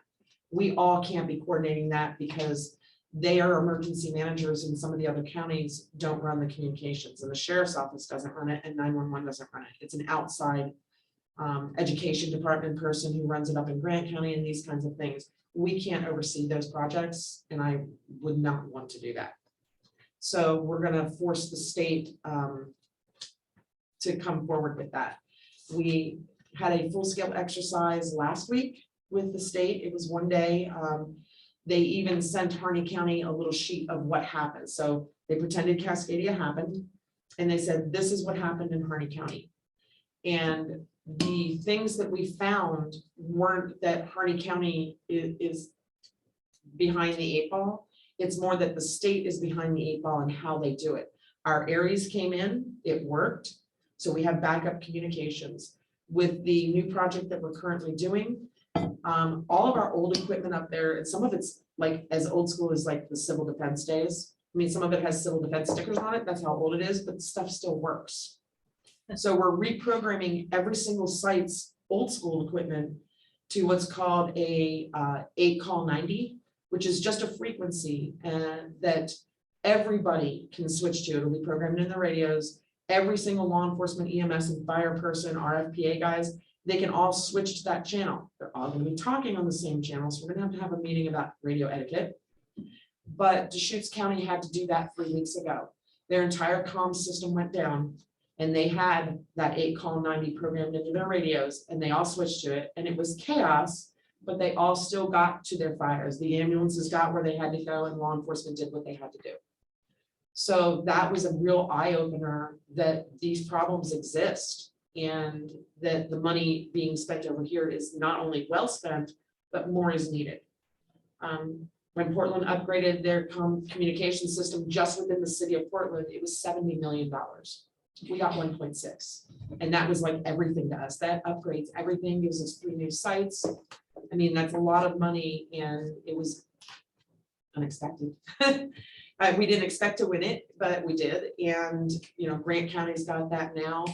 That also gives us the communications link into Umatilla right off the bat. So Harney, Grant, Umatilla are lined up. Morrow County is part of it only because they're part of the Hanford nuclear facility potential issues up there. And they're part of the Umatilla base, the old explosives base for chemical depot. We're also looking at moving some of our PPE up there. We have the container jam-packed full with a lot of distillery sanitizer. Actually, some of the counties are requesting it, so we're able to shuffle some of the cases off, but we have an excess of it. And we have more stuff that we can put in that container if it weren't jammed full. We are getting a deal with the chemical depot. It doesn't cost us a thing. Because Umatilla County was given a whole block of igloos. They're all temperature controlled. And we will be, Harney County will have a section where we have pallets. With the new inventory system we receive, we'll be able to QR code all of our inventory. So we'll know what we have up there, and we'll know what we have down here. If short supply starts to get short down here, we can move some down. We have full access to that 24/7, 365. We can simply drive up there, load up a truck, one of the county rigs or something like that, and bring inventory back down as we need it. But right now, we are not short on hand sanitizer or masks. The KN95s, I think we have 40,000. And I mean, every once in a while, we give them out. Somebody will call and say, hey, can we get a case of masks? And we take those out. Melinda, who was up here earlier, is the public health emergency preparedness person. We got in several cases of the COVID test kits, the little 2 test kits per box, the same as the stuff you could have ordered from the Fed. And we went around the county last week and dropped them off at distribution points where people from those local communities can go out to Field Store, Riley Store, Crane Store, Crane Hot Springs. We still need to get out to Druzy and find out who wants to handle them out there. And they can simply stop in and say, hey, can I get a test kit? And they'll just be handed a box. It's no charge. It came from the Fed. We're expecting to get more. And we did leave some with Deanna so that we can use them for county employees too. If anybody's not feeling well or is concerned, they can ask for, a test kit, and they can go do the test themselves. It's got very intensive instructions on how to do it. We should all get a medical degree for this. The emergency manager out at the tribe was Kenton Dick. He has retired. We have a new emergency manager out there, Manuel Mose. He's got no emergency management experience, but he is savvy. He's smart. He's interested in learning. We're gonna work with them on their state homeland security grant, their allotted grant, because they missed out on it last year. We kept reminding them, hey, it's coming up, hey, it's closing, hey, do you have a project? What we've done now is gotten them on early, and I've set a deadline. I need the quote for your project, figure out what it is and figure out how much it's gonna cost. And then we'll sit down, the paperwork's a breeze to fill out, it's the getting the whole thing together, putting a project together. And then we'll show him the process. So we're gonna work closely with him. They have a lot of money, they wanna build a barn, a bus barn out there for their little transit system buses. And they wanna write some emergency operations plans for the tribe, which they have some, but they aren't fleshed out completely. And he wants to fully understand how all that works and how it works within Harney County, how we include them and how they include us. They should be able to ride that bus barn through public transportation. Yeah, I told him about some of that, and I They're told him tied, to, they get those grants. yeah, reach out to the senior center, find out where they, where they get Yeah. that kind of thing too. That's the other thing is, he's also their transit manager. They kind of got him 50-50. And so he wants to understand how the transportation system Right, yeah, works. have a good visit with Angie. Yeah. She can guide him a little. Okay, yeah, he's a super nice guy again, very intelligent and very willing to learn. He's very interested in how the process works. He's worked in Department of Corrections for Health and Human Services.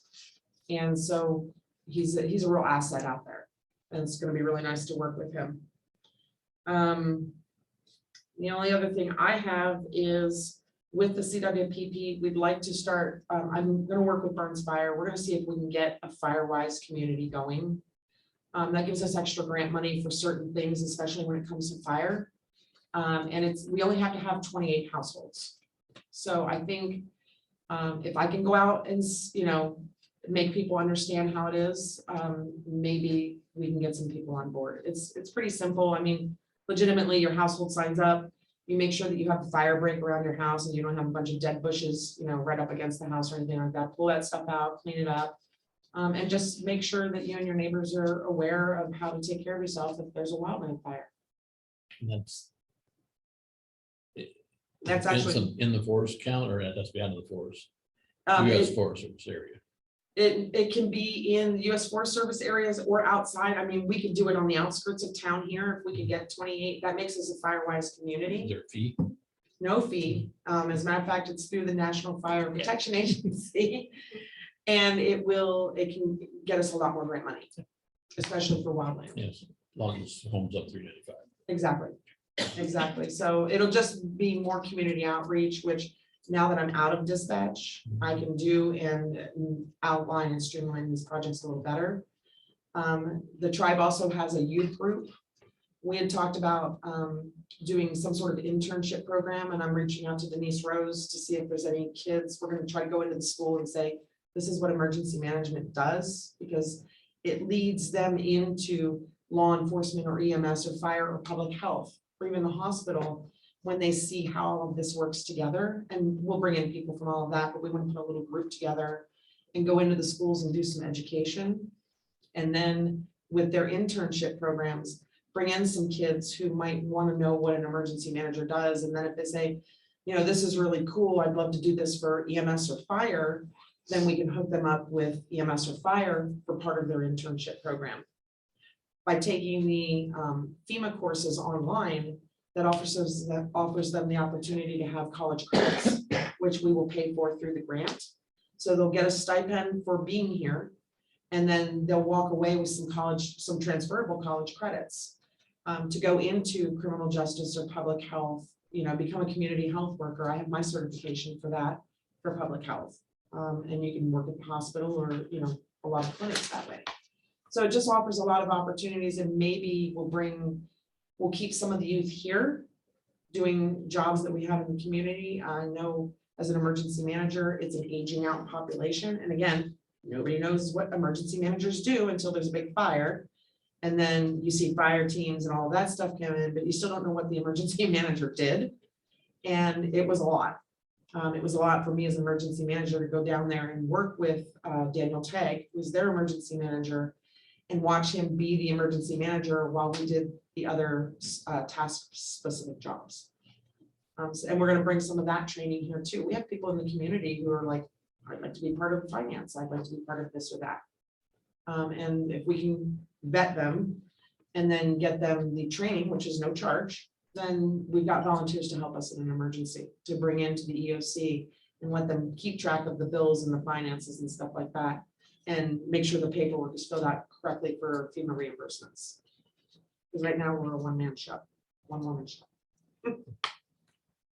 That's a very good update. I really like hearing how great the working together with the RFPAs is with the federal firefighter. You know, that's come a long way It from has. 10, 15 years ago. That's Yeah.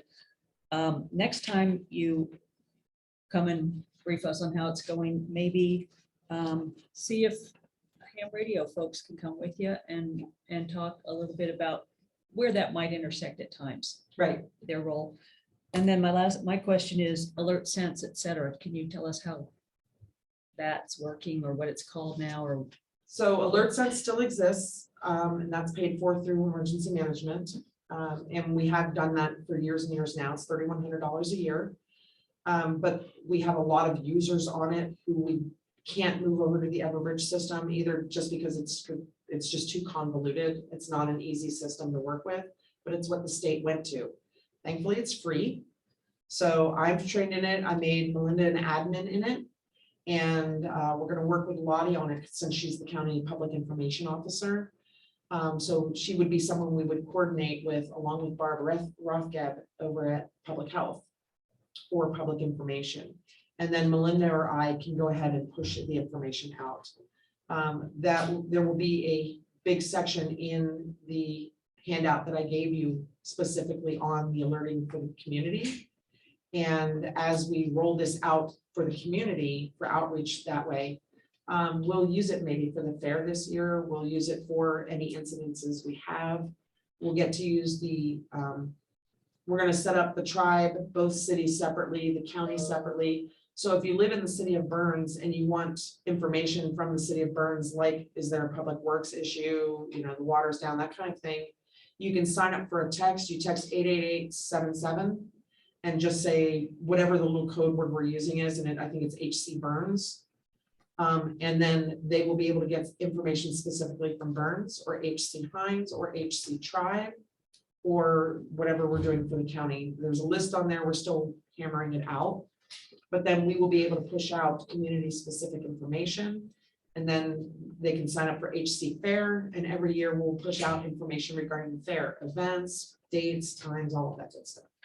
It'll be a way to engage the community more, to get them to understand again what emergency management is and how it actually works for the community. And then get them to help take care of themselves also. Is that Everbridge or is that Alert Sense? That's Everbridge. That's the Or Alert system. So Or Alert is on the Everbridge platform. Right. So is Alert Sense going away? I No, thought it was. I thought state was taking over all that. no. So some of the counties are refusing to go to the Everbridge platform and they're still using Alert Sense. Alert Sense is very basic, very simple. Our hospital has an account on Alert Sense. And I don't go in and I don't have access to send messages through it. They have an administrator over there who works with their little group with their own people in it. And they send out requests from nurses. They send out mass casualty incidences and say, hey, we've got a lot of people coming in. We could use all hands on deck. So they use it for that. 911 uses it to send out, be on the lookouts to law enforcement. We can also send out search and rescue messages that way. And that's also how we dispatch the RFPAs. Is sending Alert Sense messages.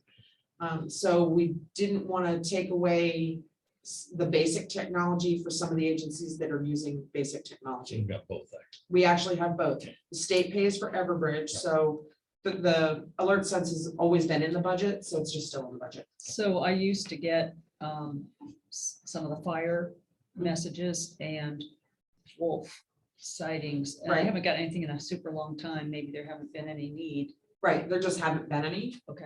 When fire alerts do need to come out, we are going to set up a group for senior officials. So that you and city administrators and stuff like that, so you're kept abreast of specific emergencies. Or if we need, if we're having an incident, then you all are getting specific information, where to meet, what time, that kind of stuff.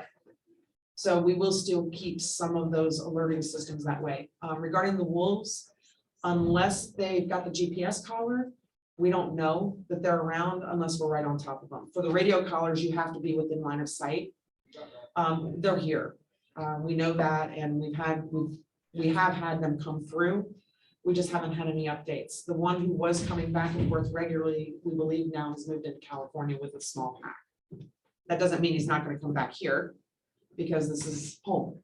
So we'll just have to see it, but we have no way of monitoring those that are collared.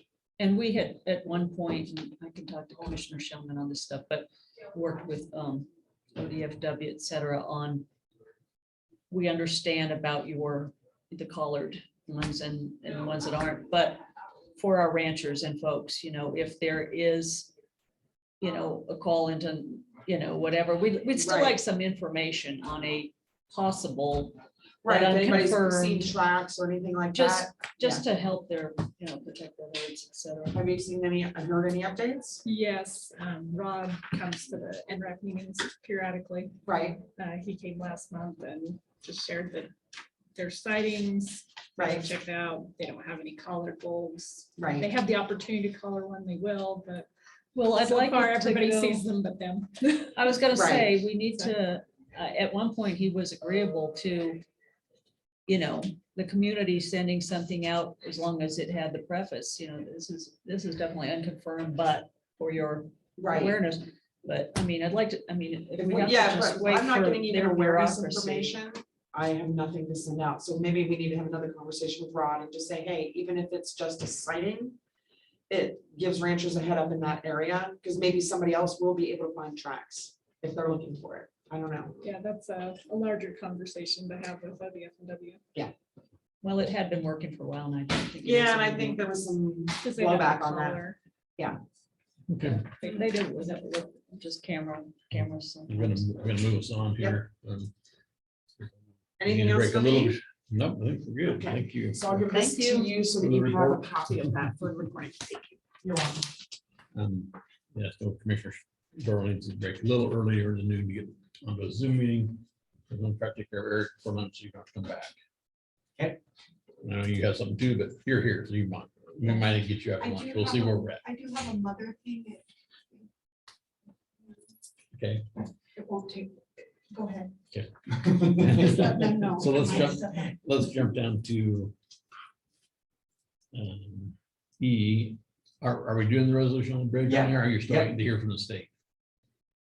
What's that? Did you hear back from the state that it's not there? I did. Okay. It is not theirs. Okay, all right. Then we do need to do E, Okay, and let's do E, let's try to do E, F, and D before. okay, I'll be quick. You're fine.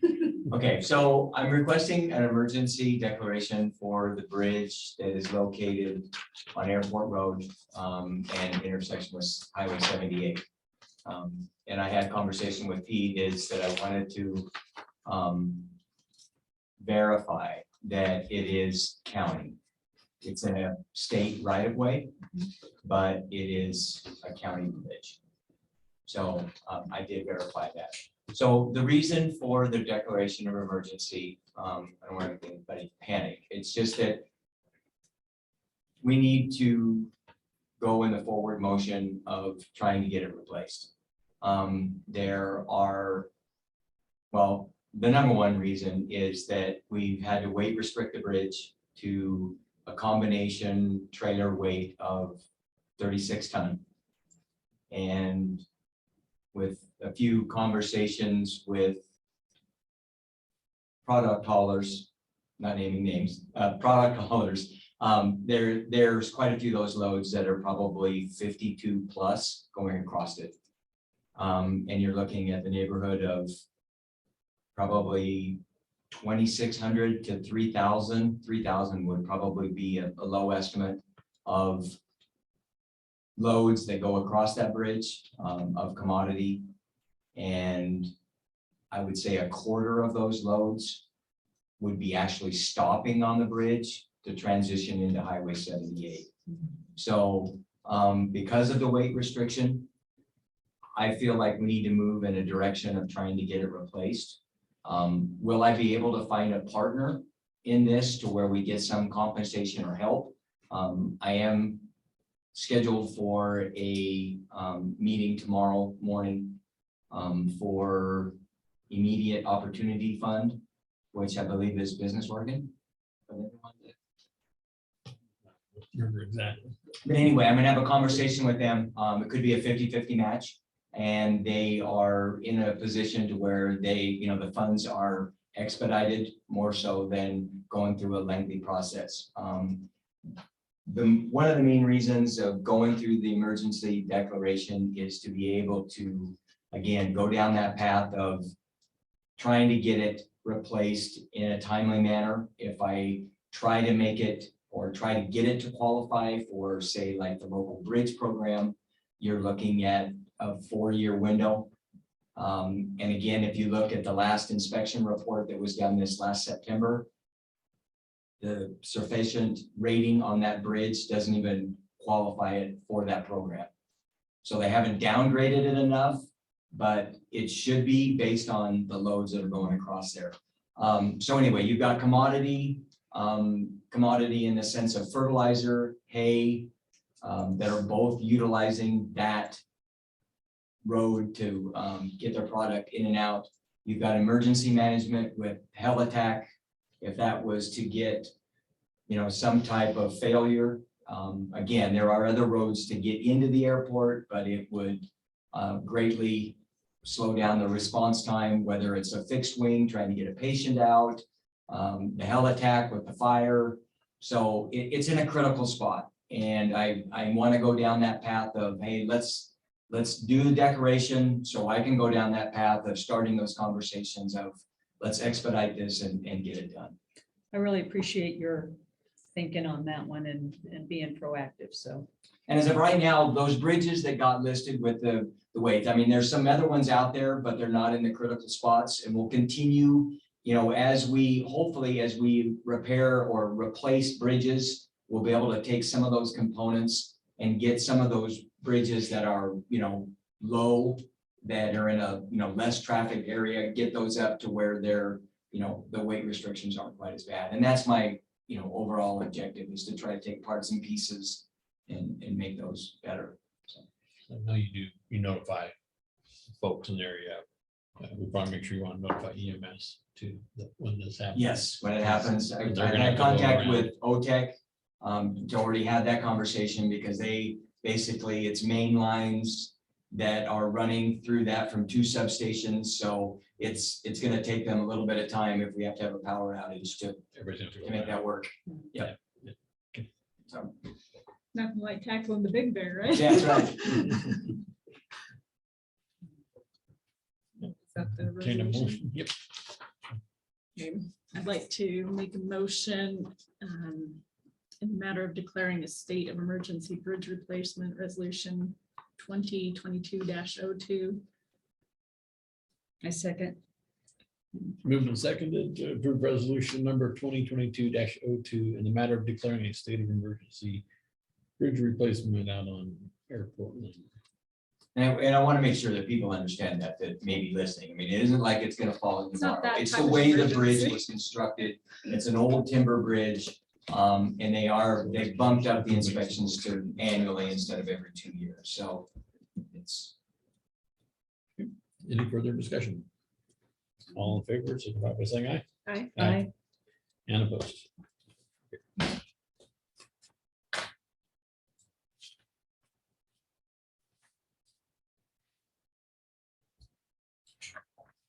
Second one for Eric is a.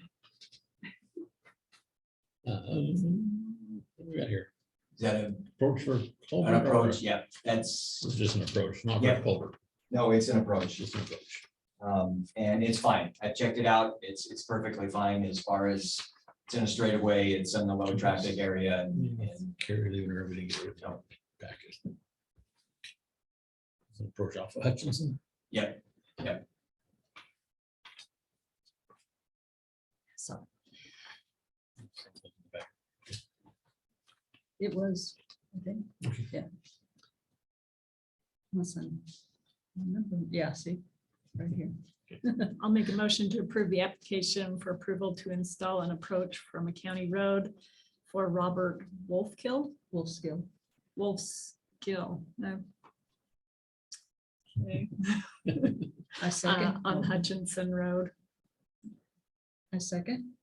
Been moved and seconded to approve the approach for Robert Wolfskill off of Hutchinson Lane.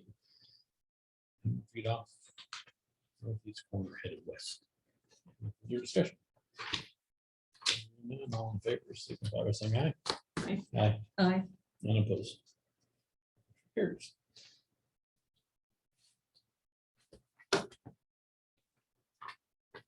Okay. Anything else, Eric? Good for yours.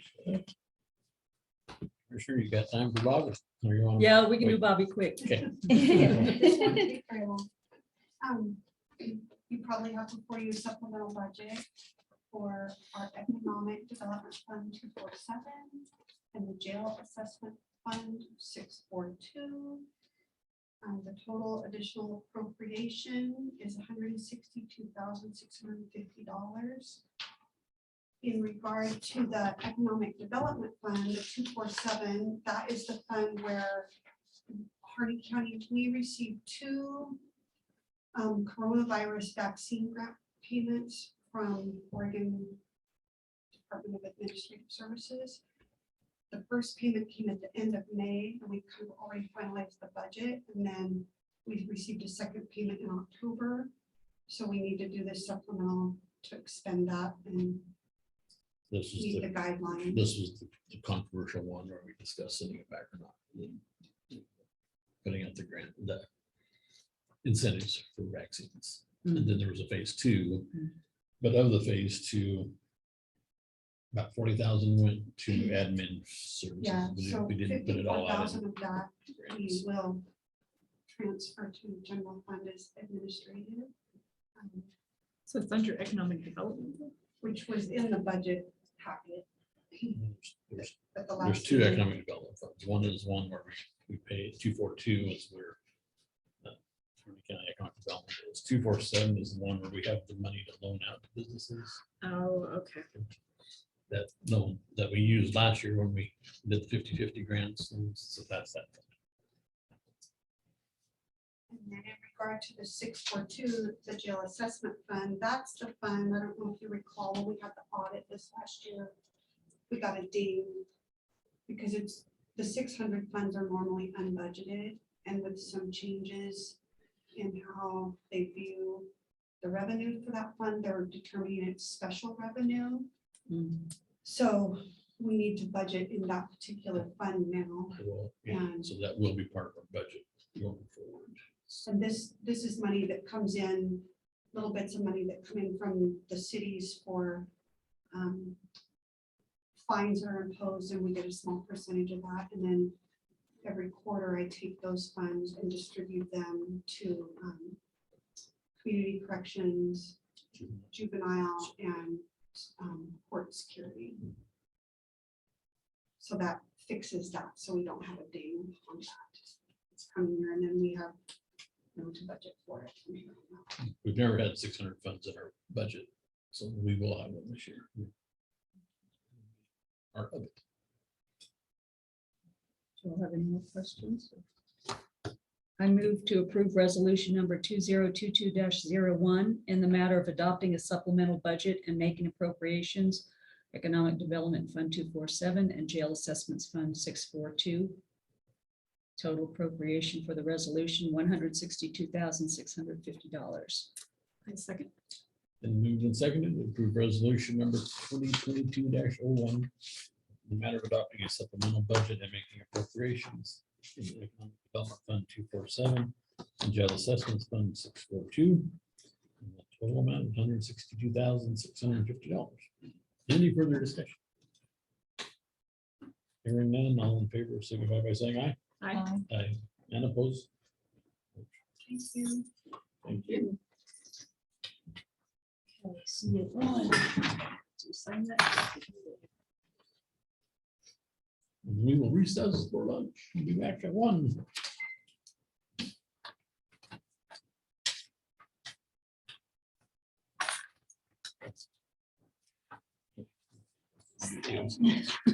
It's good thing we got recordings.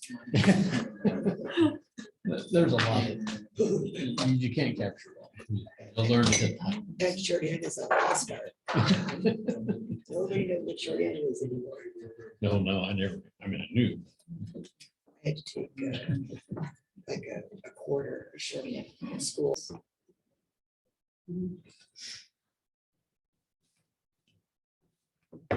It is 1:01 and court will resume, pick up on the agenda where we left off. We'll actually back up to item C, one of the items added, and that was AOC dues. Printed bill off, meant to bring it. I'll get you. Yeah. Okay. But I looked at it on my computer yesterday. So did I. a really long discussion is, do we have the federal lands part? I think it's no question. But there's no discussion on the dues amount, I mean, that is set. And that's what it is. Right. And I can tell you from the AOC Budget and Finance Committee meeting Monday, they're probably looking at a 14% increase to be proposed for next year. 14%. Huge. Staffing in the new building and everything, or Well, just to keep no, up with. their contract for represented employees has a 5% automatic step in it. And then they go to CPI. Then they add CPI, Consumer Price Index, a percentage for inflation, which is 6.2 for last year. So there's 11.2, and then the other 2.8%. Just, I mean, so 11.2 is wages. They're not all totally union represented positions, but there's been their practice to honor it across the board. This is the last year of this negotiated contract. They will not do that again, the 5.5, and we don't tie our increases to CPI out here. We just go flat in ours. So So it'd be an approximate $1,800 increase, next year. so 14% to the. Well, I just put for 13,000. I just used 13,000. It's not huge for us, but you No, can imagine for what other Bolton and counties. those guys are looking at, and there's fear that they might go. Well, I find AOC valuable and worth it. Oh, I for our mean, smaller counties, it's different. definitely.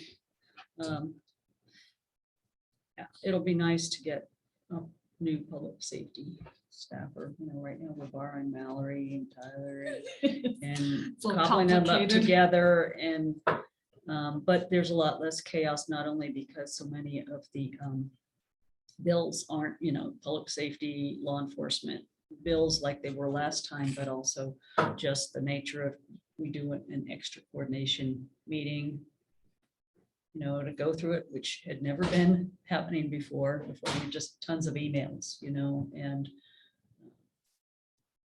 I just feel like it's a good team. We're not on the hot seat as much this year, which is nice. It is less than it was last year when they refigured new. And it's a short And session. they had their whole new matrix, how they broke it out, they tied to property, some assessed value and stuff in the counties. Ours actually went down. So even that amount that we'll pay is less than what we paid last year. So it's not, we budgeted more than that too, so. We're fine. Where it's a budgeted item, we just give it a nod and go on. They really, like say, the only question is the federal lands part was optional, but for us, I think it's It's not really it's not optional. optional. Exactly. Okay. So pay AOC says. Process it. Do you tend to pay it right away, or when do you pay it? I won't rush into this coming batch, but I'll wait a batch. I'll wait a couple weeks. I mean, it's in the budgets. There's No reason not to. Yeah. This is just a basket when we hold on to it a little bit longer. We get a little more interest. The longer we can hold on to things. See, Ordinance. it was in there. It was in there. G, ordinance 2022-01.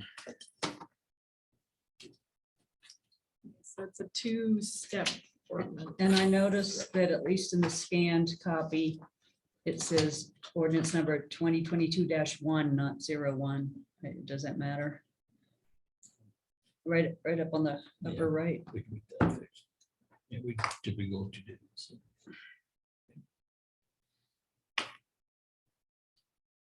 I'd read Dominic's office, went back through and had to type it all. I sent it to him in Word, but she couldn't get it to. Oh. Oh. So that's. The first one we're talking about is 01. That is the imposing of a transit lodging tax within Harney County.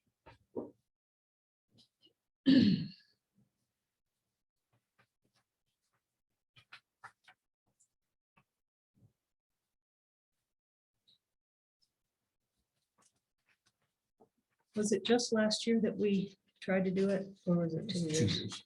So you were on board then? Feels it. Yeah. I came in as it was already in process. Yeah. Just, I mean, I'm sure there's always challenges when we do something, should this pass, that we hadn't done before, but is the tax assessor's office good with it as far as if it passes and they've got it? It doesn't affect them. It's actually Bobby Joe, the treasurer, that does the billings. Okay, To the facility. Hotels and motels. I remember one question we had from one of the motels was that they had people that stay there more than 30 days. It's kind of their residence. Those are excluded. they are. I Yes. noticed that. Yeah. So that's not a problem. Right. And what are the kind of lodgings that people do when they rent out rooms in their home? What's that called? Informal Airbnb. Mhm. Airbnb is covered. It's just not called Airbnb, but it is in there. Yeah. And so we're looking at a 6% tax, of which 1% goes to the administration. Is that correct? Is the state, I think it's the state. The state, okay. The states. So we Okay. end up with 5. Or Okay. sorry, 1% goes to the hotelier. Okay, that's That's it. They're for their administration. not- Right. Not the state. okay. And then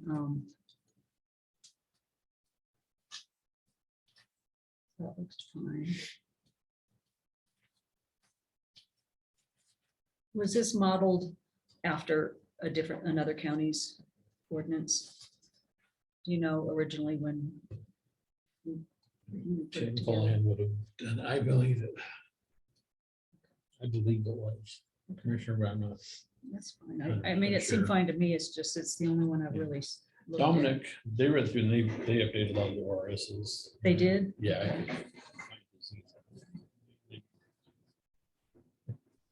Afraid to mess with Zoom.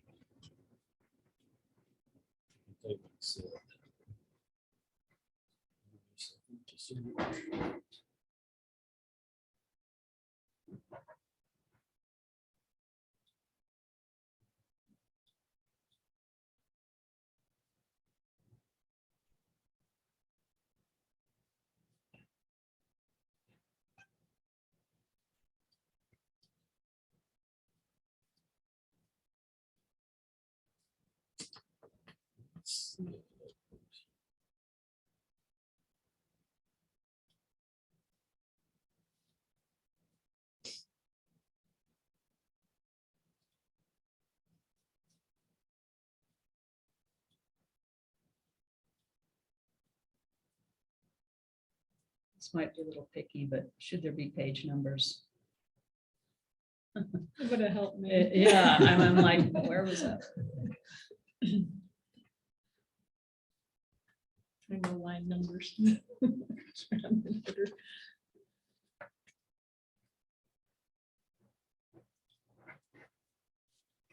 Things you know, ordinance section 3 purpose states that the purpose of the ordinance is to provide revenue for jail operations and tourism promotion and other purposes.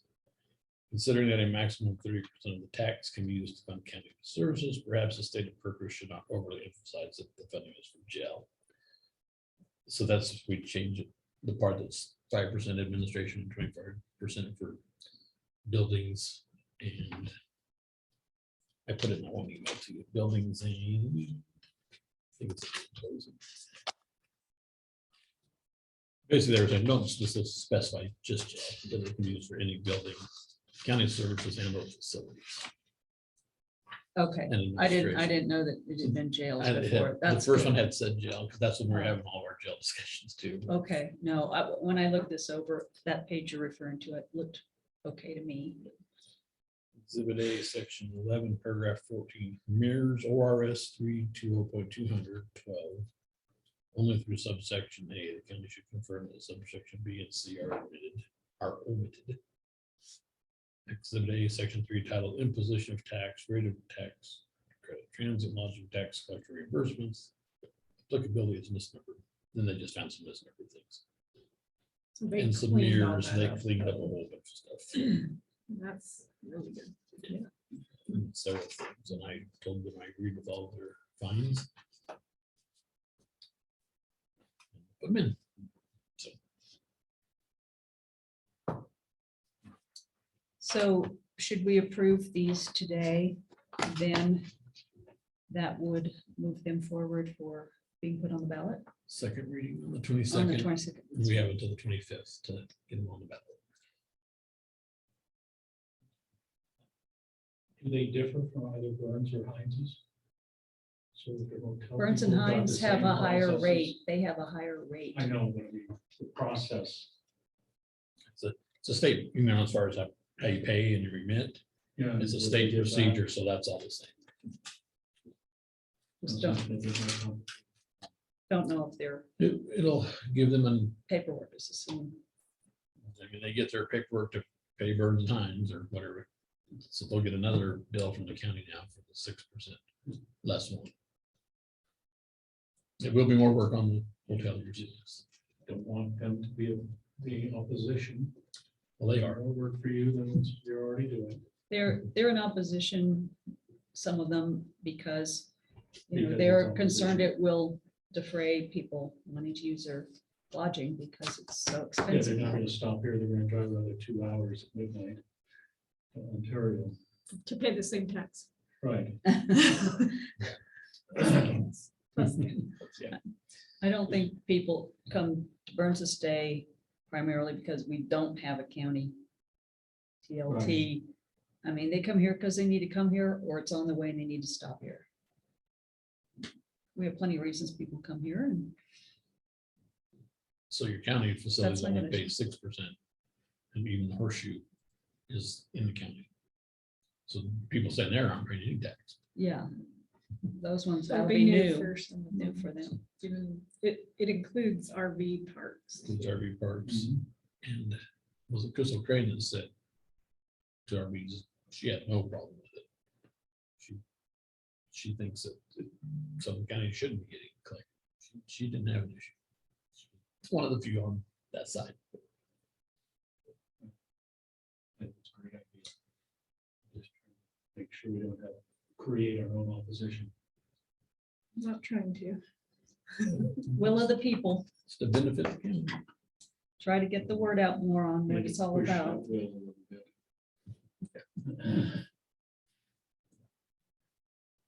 I have an info sheet somewhere on a flash drive from when I wrote up 2 years ago, which may or may not be helpful, but I can tweak it if anything's different Yeah, sure. and email it to you guys in case That'd be you great. want some talking points. Try to get the information out prior to the ballot coming out.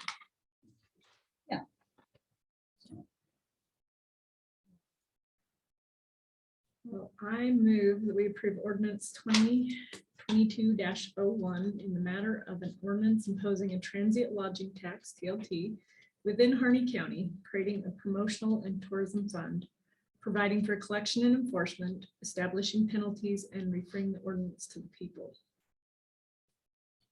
I second. And we've been seconded to approve ordinance number 2022-01 in the matter of an ordinance imposing a transient lodging tax TLT within Harney County, creating a promotion and tourism fund, providing for collection and enforcement, establishing penalties, and referring the ordinance to the people. Any further discussion? And this is the first reading by title only. All in favor, signify by saying aye. I, And opposed. First reading. Here is, they actually included the signature ones by date. Is there a first reading for both ordinances then? Oh, That's what I I missed saw, but I that wanted 2 to make years sure. ago. Okay, I knew we'd had a hiccup. The first time we did it, was just Patty and I, is between you and Mark. You weren't seated yet, oh, is that right? and that's when we found out Okay. we had to read them both together, so we had to postpone. Yeah, we thought one preceded the other or. at least- So,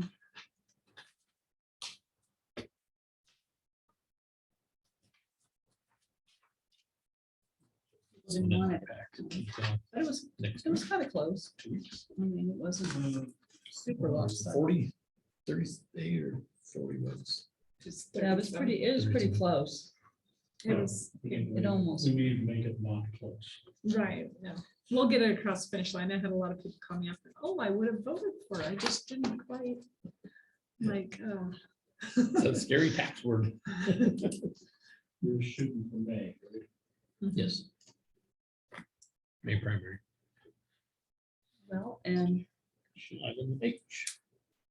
so I move to approve ordinance number 2022-02 in the matter of an ordinance implementing the transient lodging tax TLT within Harney County, providing administrative procedures for collection, refunds, and enforcement, establishing penalties, and providing for an allocation of the funds dedicated to tourism promotion and county services.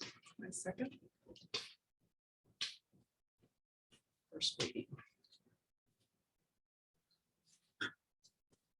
The moved and seconded to approve ordinance number 2022-02 in the matter of an ordinance implementing the transient lodging tax TLT within Harney County, providing administrative procedures for collection, refunds, and enforcement, establishing penalties, and providing for an allocation of the funds dedicated to tourism promotion and county services.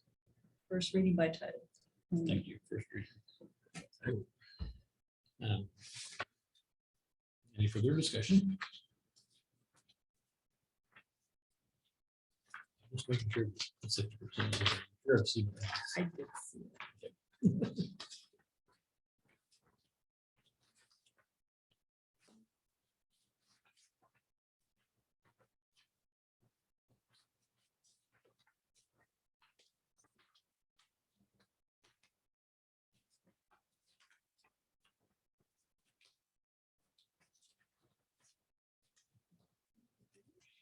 That was the other document. It was, I think, the other document. Is it supposed to be in both I documents? thought it's in the imposing. You know,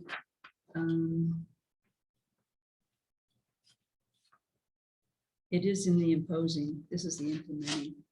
Right? Oh, Yeah, 'cause I know it was. on And I remember first that one. when I looked it over. it's only in one of them. Yeah, all right, then it's That was already the in. first one. Okay, it's the first one. This is more how we shall do it. Right.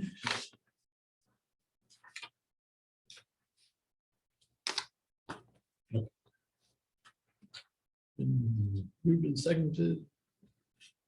All further discussion? None. All in favor, signify by saying aye. Aye. Aye. Aye. And opposed. Reading the motion.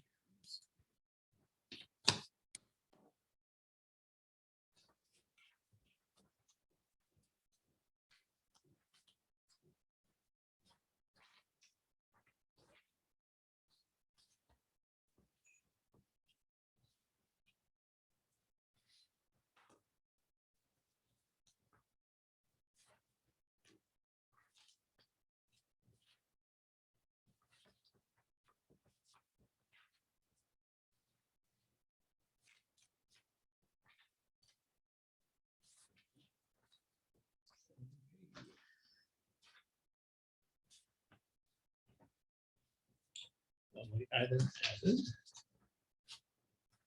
added. Budget board appointment. We have received a letter. We're sitting. Paul. Would like to continue the service to the county through the budget committee. Term would be 22 through 24, 3 years. Except for you spelled my name wrong, so I don't know. Forgot a mill. It's technically your name. Forgot the S. I would move to reappoint Rick Paul to the Harney County Budget Committee. I'm pleased that he would like to continue. He is up to speed on everything and a great member of that committee. I'll second it. It's been moved and seconded to reappoint Rick Paul to our Budget Committee for your term 2022 to 2024. Any further discussion? Thank you, Rick. All in favor signify by saying aye. Aye. Aye. Aye. And I will pass this on to Bob to see if there's some dates that they're gonna have trainings. We'll get you. Well, you know, she sent out a deal to all of us. on the committee to be able to attend by Zoom those meetings. I didn't know if there was costs or anything else. I'm glad to go, but I'm not. in favor. No, I registered, I couldn't do the one that was yesterday or the day before, whichever it was. Yeah. It was called Proposing the Budget, but the next one, I've got it written down, I'm quote registered for it, and you just do it from your computer. Okay. And they have on their website some read aheads you can click on and there's your. If there are fees, we'd be glad to reimburse you. Of course, that digs into the budget.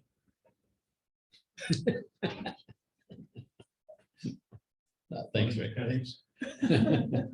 Thank you, sir. Water use requests.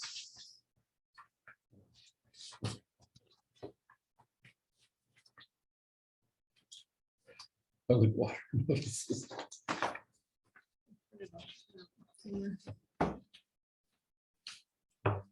Mark them. Bring. Expect you to. That's a transfer application.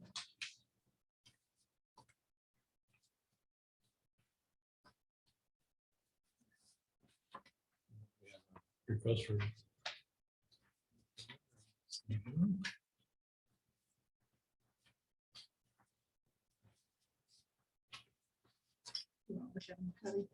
She has one. No, yeah, if there's nothing but beyond the ones online, I'd have already looked at them. There's a certificate issued, additional point of appropriation applied for, and then the one. And it's nice to be aware, but nothing for us to do. No, that's. Puts us in an interesting position. People say, I've never used up all the water. Well, we'll say. We could say, but it could cost us too. State needs to do its job. Item 7A. Correspondence, we weren't quite sure where to put this, the stipulated judgment of dismissal without prejudice. So the response from the state. When we accepted, we voted 2-1 for the rescind motion.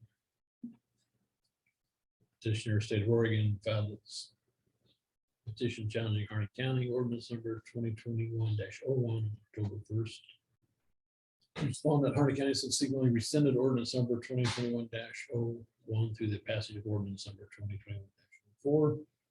Due to the enactment of that legislation, the parties agree and by signature of council below stipulate that the appropriate disposition of this case is dismissal without prejudice. Accordingly, it is hereby ordered and adjudged that the petition is dismissed without prejudice, without attorney fees, costs, or disbursements to either party. Signed by Circuit Court Judge Robert Rashio.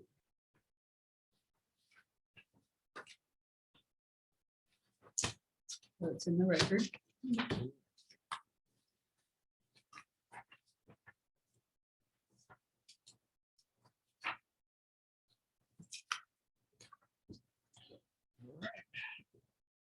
Meeting schedules, so February 22nd, not the 16th. Yeah, it's been here. February 22nd. Yeah. One of those ones make a change. March 2nd. Budget committee, there were some trainings from CIS that are gonna be offered on April 7th. That's when I was gonna do the start kickoff in the afternoon. I think we'll just do budget kickoff on Wednesday afternoon, The 6th, the 6th. that would work for me. I'm, So we'll be every, and then it'll be so it'll be, our Wednesdays will be full in April and May. all right, can we actually say the specific dates? Please, thank you, I appreciate that. So the kickoff is April 6th in the In the afternoon. afternoon. And then the 20th. So why did I have the 13th marked? Oh, sorry. You're correct. 13th. Oh, You're okay. correct. 27th. So the 6th is just county court meeting? or No, do you want and in the the afternoon. 6th And then the afternoon. Afternoon, yeah, so county court in the morning and in the afternoon. Maybe at 2, we'll start the budget meeting and hand out the budgets through the 4 departments that we have to get in. And then get into it on the 13th. And then the 27th. Now, the 27th, I have a morning commitment for Construction Contractors Board. It's usually over by 11. Okay. But I mean, I could just leave early if I had to, and let them know to do all the action items. So you want to do that afternoon or? We could do, yeah, well, or we can do like an 11 to 3.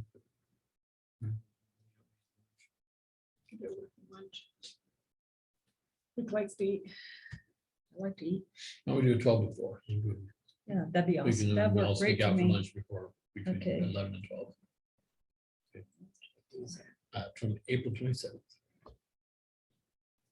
So On the 13th, are you thinking of starting 10 10? to 4 work, something like that, or we have to break get a when we lot do done. that, or We can figure it out that day. we can do 11 to 4s and through, I'm open to anything. So I think you should be done. Eric Smith.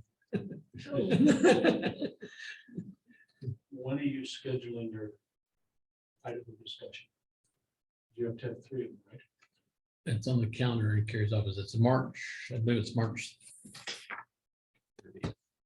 Isn't it the third Wednesday? Because you have to, So it'd be March. Yeah, have to be second here. and third Wednesday of each. That's a county court date. Or is it? Is it? Yeah, it's a Wednesday. Or is it just the last, it's the last Wednesday of each. I thought it was the third, I think because it said was the right third. before Thanksgiving. Yeah, otherwise, so I, Fourth Wednesday. Oh, fourth Wednesday. Maybe oh, that's what it was. oh, I don't know. I'll have to look at that.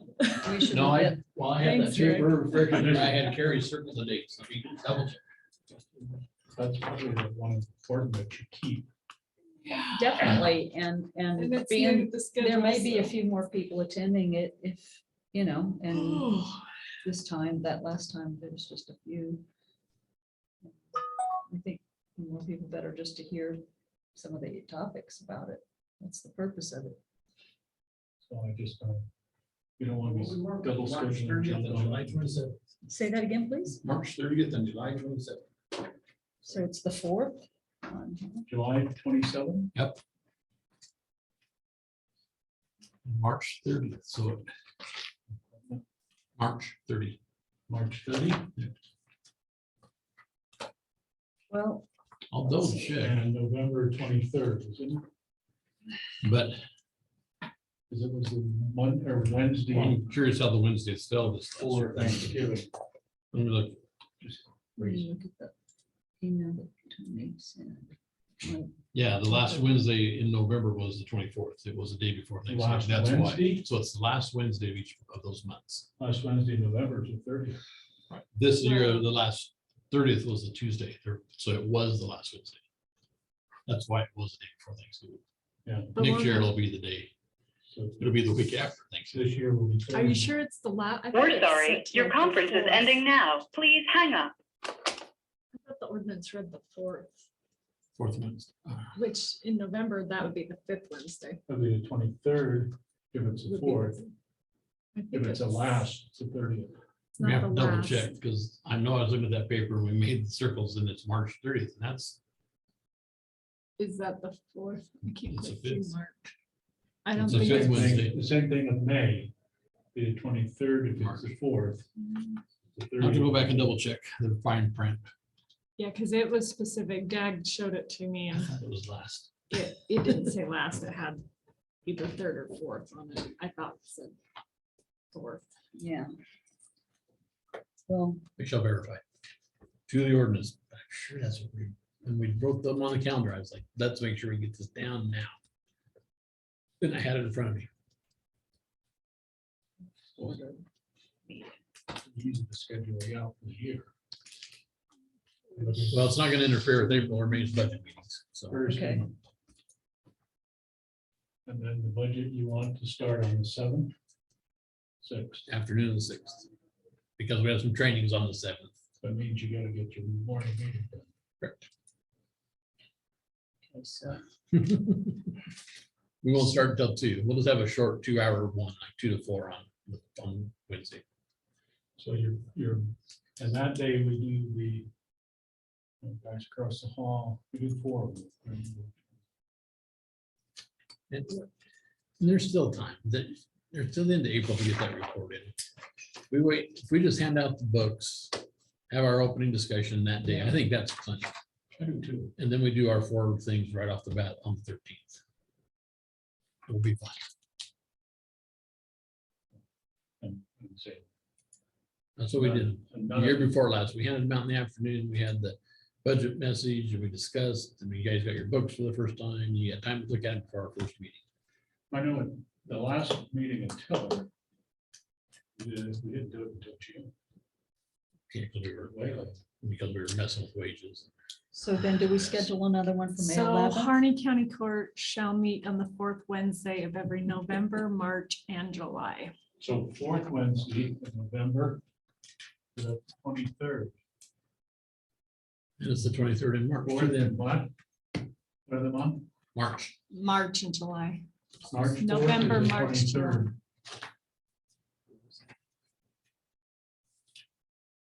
And July. And that's the 27th. She's correct. What was that date? 23rd. Those are the move Oregon's border. Move the border.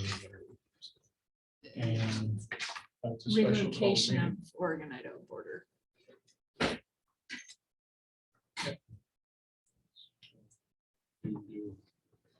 You need to do 24 hours on the front door. Are we going to schedule a meeting or two in May for budget? Yes. Okay. We got sidetracked. Okay, I just want to make sure I So, didn't miss May something. 11th and May 25th. Okay, 25th will probably be tentative.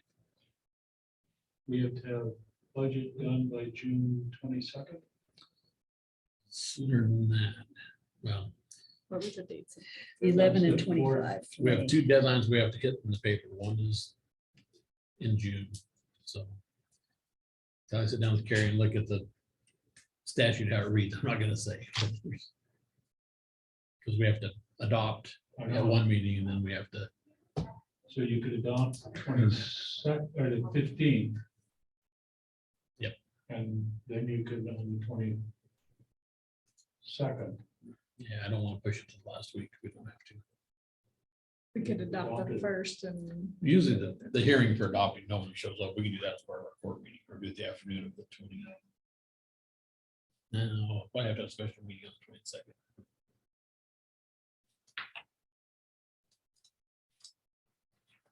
What were those June dates you just said? I'm sorry. June 22nd would be a special meeting date. Okay, that's another one of those days where I have that morning construction contract. Yeah. before, just so it's, We can, Later that's that just day. that short. No one ever shows up to it. That's budget committee. is that the budget hearing or the, You have the hearing and then you have the adoption, okay, Hearing on the 15th, adoption on the 2nd. something like that. That gives- okay, that gives you Tentative. time to bitch. No, you'll be doing that in April, May. We'll have heard it all by then, Rick. I know, we've heard it all now.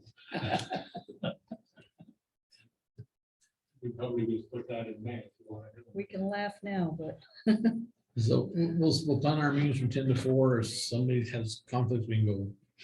We can always shorten one up. We'll have plenty of time. We can do 1 to 4 one day if we need to, or 1 to 5. Or COVID money or something, surprised. there shouldn't be anything. kind of nice.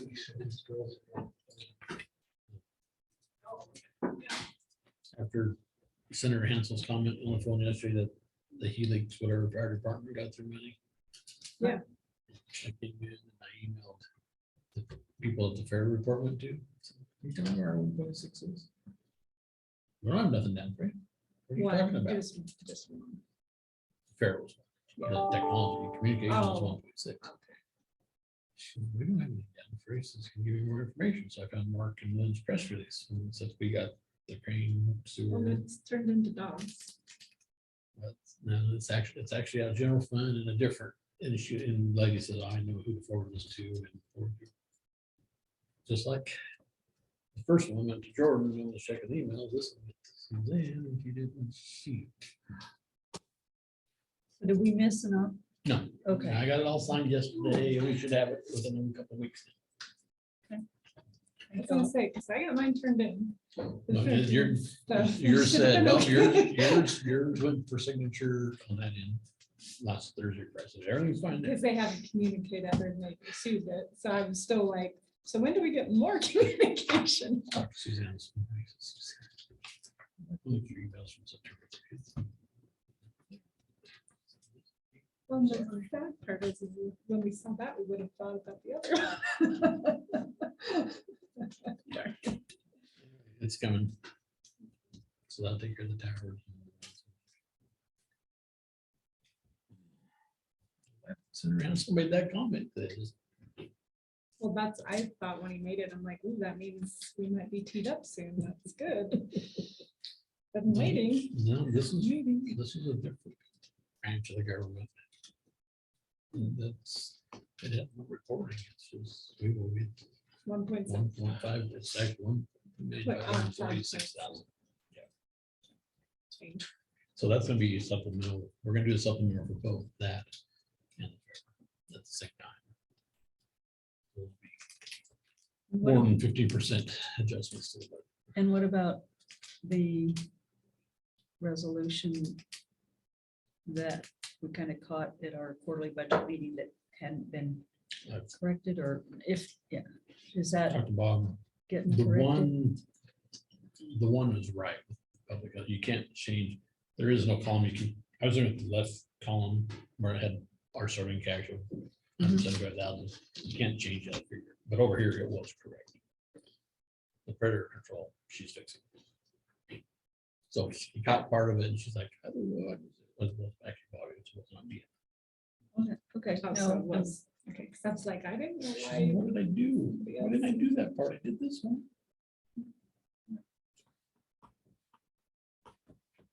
Are we gonna try to cram in some county court meetings out in the We rural? should Okay. definitely. And also, there's gonna be, I'm trying to finalize the date, but I might have to call in or be on Zoom for a county court meeting on April 20th, but I'll let you know. I assume we can manage that since I would just catch the signatures up soon thereafter. There's just so many things now. I'm like, when can I do this short trip I gotta do? Yeah, let's. You wanna try On my hard calendar. to do one in March, one each month, one March, April, one. Yeah. Try to hit 3 of them in March, April, May, and do the other 2 in the fall. So Susan, what we do is we try to visit our rural communities and more or less have a sort of a county court meeting or town hall, for them. And we try to get to the communities once a year. So we do some, and we alternate between Diamond one time and French Glen the other, So that's what we're trying to schedule now, is figure out dates for us to do that.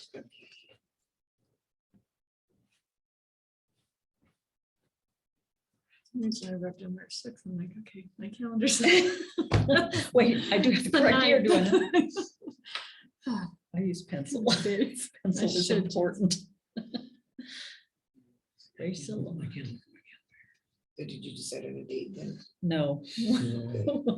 My eyes are glassing over.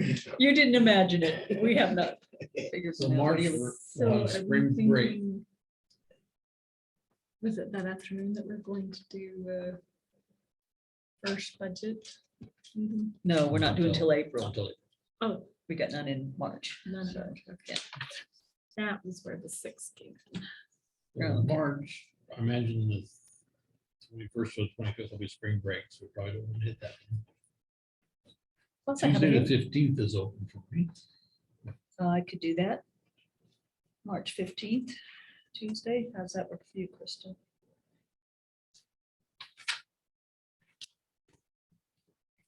My other calendar. Where's this one gonna be? Let's, Should be fine on that day. So what are the three we do in the spring? we, in spring, well, the three we usually do together. Crane. Crane Princeton. And then. Princeton Diamond and Fields, so with South. And then in the fall, we do Riley. And I I know mean, it that doesn't matter. we always have a pretty good turnout in Fields, it sounds like, and we had a good turnout in Diamond last time, and that it helped that I made a bunch of phone calls too, just Yeah. because we really, not make them come, but just let them know. But Crane is always a challenge because things are busy, and I guess they're close enough to Burns, I'd rather put Fields to April or May just because of weather. okay? So why don't we do?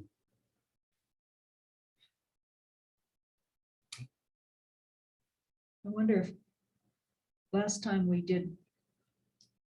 attended a school board meeting of Crane and then that were didn't- available and then we got a tour of the The tour campus. was the best thing about it. But, we just, I imagine Crane will be busy with activities. yeah, they're always busy, very Before spring busy. break, so why don't we do, Should. let's either do Druzy or Fields. All right. First one. Your call. I like them all.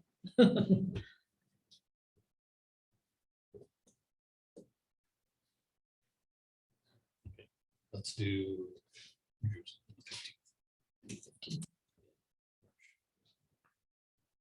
Expect you to go to those two. Only if you want to. We We'll could see use by the audience. We'll see how I'm feeling by then. And then April.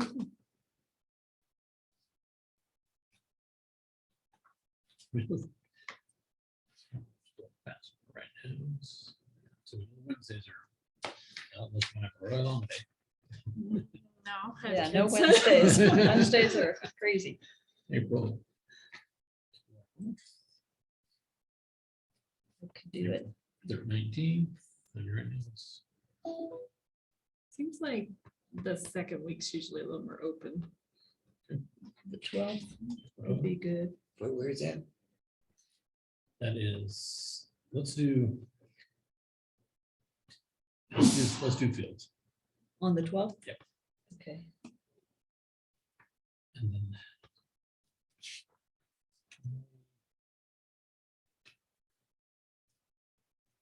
Let's see if we can try to do Crane.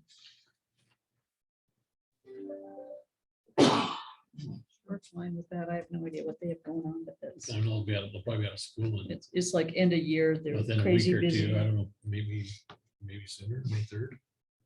I think we're fine. I mean, that's 2 weeks before the end of school.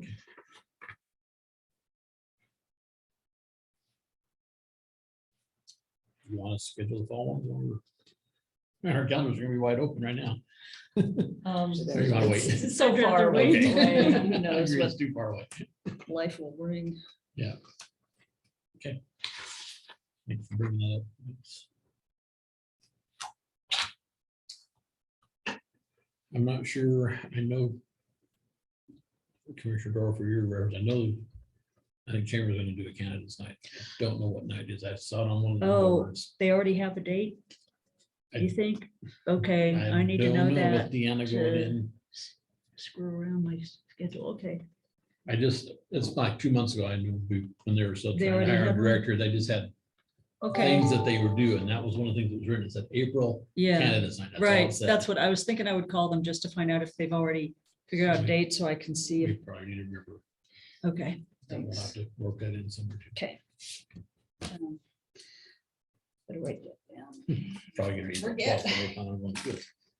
Yeah, she's UA. But He's well, UA. I'll confirm that before we do any outreach to fields or together again.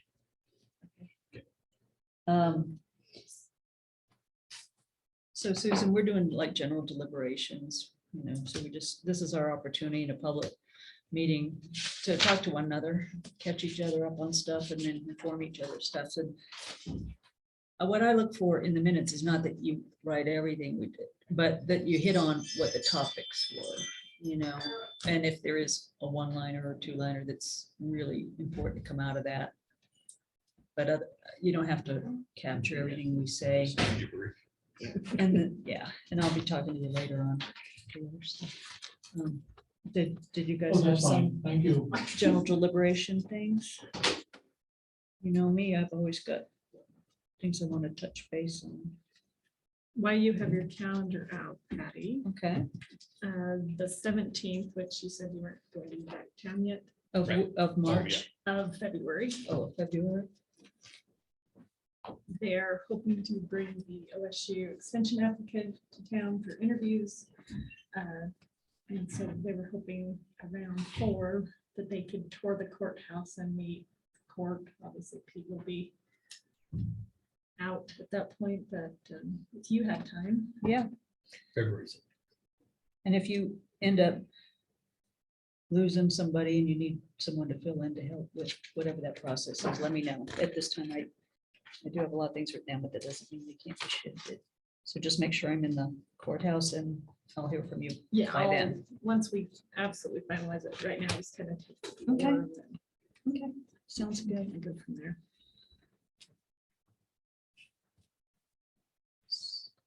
I'll be back that day, but You'll be Travel tired. log will be- You'll be tired. You'll be waiting for your luggage to arrive separately the next day. No. I'm peeking ahead at weather right now. Everything looks good right now. Um, A Good. week and a day out.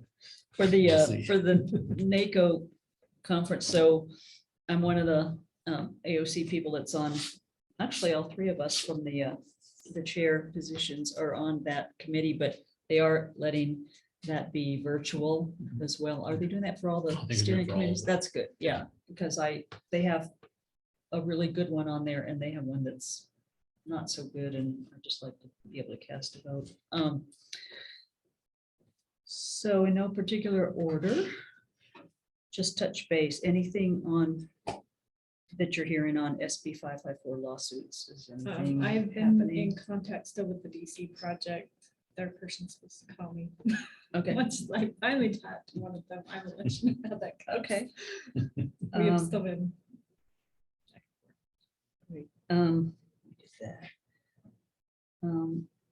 I'd be interested sometime on one of our county court agendas just to hear, even if it's a very short report on just the Wolf Committee, maybe after legislative Well, session. I'm really hoping if Representative Bruce Iverson's bill goes through, that we'll have more to talk about with the Wolf Committee That's what I was thinking. Compensation Committee. I If we think, get $1 million in that, that would be actually worth putting together that compensation committee and moving forward with something. So you always have to have a community down here. Wolf Committee. I will, If they do get a hearing for that, at this point, I didn't know that they had a hearing scheduled. If they do, I'll be testifying on it. So, we haven't done it because of the lack of funds. So I don't plan on testifying on that bill. the LCAC, what used to be called the LCAC, the Local CCO Advisory Council, that's now the CAC is concluded. includes all like 12 counties. It's not really a local thing anymore. We still have local meetings. There's almost no role for commissioner level involvement. I mean, I'm interested, so I'll attend when I can. The only role as a commissioner I have is on like formal procedures, like along with others to approve who gets officially appointed and stuff like that. But I'd like to hear, I thought maybe we could get the local folks to talk to us. I'll get that on the agenda one of these days. I'll see when they're available. Haven't talked to them yet, but question about our policy for our county court meetings on public comment. So I think what if, like in this case, the public comment we had today could have been handled by a phone call to or visit to you or, but you She know. spoke to me the other day at the water meeting and I asked her to go talk to her bank. Well, I said, that's not, I can't do Well, something right. with your bank. but what And it about, says Capital One on there. what if somebody wants to not get into a discussion, a lengthy discussion of any type on a topic, but what if there is a reason for someone to make a short public comment about something that's not on the agenda? I don't know. I was just thinking, it seems like there might be To me, that's times. the job of the chair to, in my meetings that I run like the school board, if somebody wants to, speak to something specifically, They make it an agenda item. they make it an agenda item, so we could add it to the agenda. During our Okay. agenda approval, but they Okay. need to have that conversation. I know District 3 has little forms that you fill out and you put on the form what you want to speak to. And Right. if it's not on the agenda, then that's the chair's call on whether to include it on this agenda or to ask them to wait till. Okay, that sounds good. That's a good way to handle that.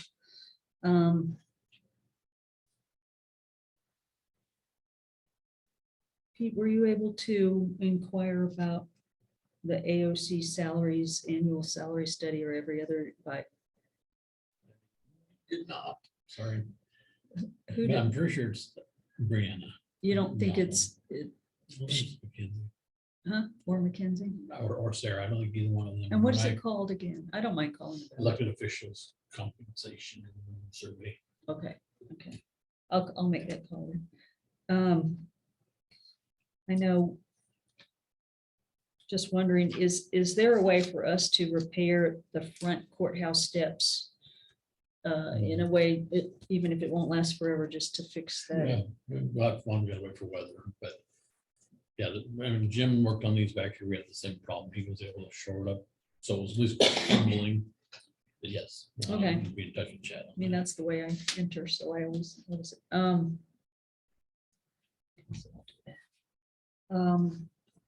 So, and I'll have to meet with you. You got a 2 o'clock, Pete. The last thing is, so I'll talk to you about broadband, but I was able to have a very good informative conversation with Commissioner Schellenberger from Lake County and Judge Joyce from Malheur County to get a feel for where they're at on broadband things. We all feel like we are possibly behind in different ways on, not really behind, but we all have different approaches and different thoughts. And so I'll visit you with more on all the people that you've been involved with so far on that to make sure I chat with them and get up to speed. I'm sure that the city managers of Burns and John Day have been fairly active on stuff, or I would think they are. But I'm really going to be digging into that so that I can provide you more information and we can figure out in our study from 2018, that feasibility plan and action plan, it recommended that a nonprofit be formed, and all these other things that I asked Lake County. I said, are you guys functioning, in cooperation with a local nonprofit? And he said, no, we haven't done that at all. And so again, that was before there was some of this money coming from the federal level, possibly. And I'm sure it was that sometimes you can get grants better as a nonprofit than as a county, but I'll chat with you on that stuff soon. But I definitely came away from these very good conversations where I learned a lot from what they said and then what they're doing and what they believe the situation is, to realize that I'm kind of stressed out now. There's a lot, but we will work together to figure out the best way to, whether we need to form a committee, et cetera, or just start working it up to a point. But And I'll be you all guys ears. talking more outside the communities. Yeah, we were talking about that stuff, yes, and Like, just, I mean, inside Berlin. Right now, I feel like things are progressing well. well, I saw in an email where, and maybe this is City of Burns, where part of the work coming out of Grant County of Nick Green would involve, applying for an application they want to put together that would include from Seneca to Burns leg of something. I mean, it always sounds like it's already in the works, and that our Harney County's percentage would be like 30-something% of the 60,000. So I just thought I need to talk to Pete about that. It might be more City of Burns thing, but we all need to be talking to one another. But we definitely need to. John Day was gonna run broadband for Burns. John Day on OTEC lines. That's what Nick had all approved and a grant for. It's quick, the easiest way to get, because the trunk comes through here in Ontario. That was the easiest way to get it up there. Wire broadband. I have And more then to learn on in exactly City what of this Burns, is. he's doing some type of street work or something where they're gonna have streets dug up. They're gonna put in conduit for broadband. Not that they're gonna have broadband in it, but if somebody comes, if a carrier comes along and says, I want to provide broadband, they can just shoot it in there and they could branch out to all. We are definitely going to, the 3 counties so far, we want to keep each other well informed and partner when and if it makes sense to, we're all concerned about our rural communities. We know that they're not going to have super great upload streaming, but we've got to do better. And we're going to need, of course, just hire consultants to help us figure that out beyond what we already had. But that first plan, it's good that we had that, you know. But I just didn't know, Pete, if you remember, since if they briefed the way the document reads, you know, they were really saying the county's kind of agreed to go ahead and move towards forming a nonprofit and all these things. And I'm like, did I miss that? Okay. More to come. I'll be chatting with you more on that. Yeah. I know you got 2 o'clock. I'm meeting here. thinking Carrie reached out to Vantage Point that did that study. It has a, And there might still been a little bit of something they have to offer us, but I can't remember. oh, what she really? said Okay. exactly. We'll check when she's back. Thank you. Okay, meeting will adjourn at 2 o'clock.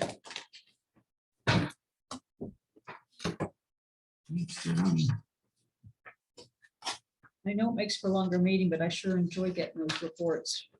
from people who they have an agenda. Yeah. a little bit. But still, Just We prepping just for need budget to have meetings. her come over, you know, once. a month. We should have a standing once a month. Just glad to get an audience. possibly, but nevertheless, I'll. You want to learn? And Dag showed you how he backs it up on. Dag's gonna show. me. Yeah, yeah, I'll let you. And then I'll go and get that example of the attachment. notation. Yeah. Tell us about.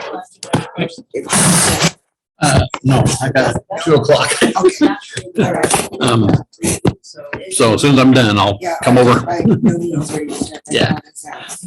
All right, thank you. Well, I need to end the Zoom. Oh. And that's gonna back up. I'm walking away.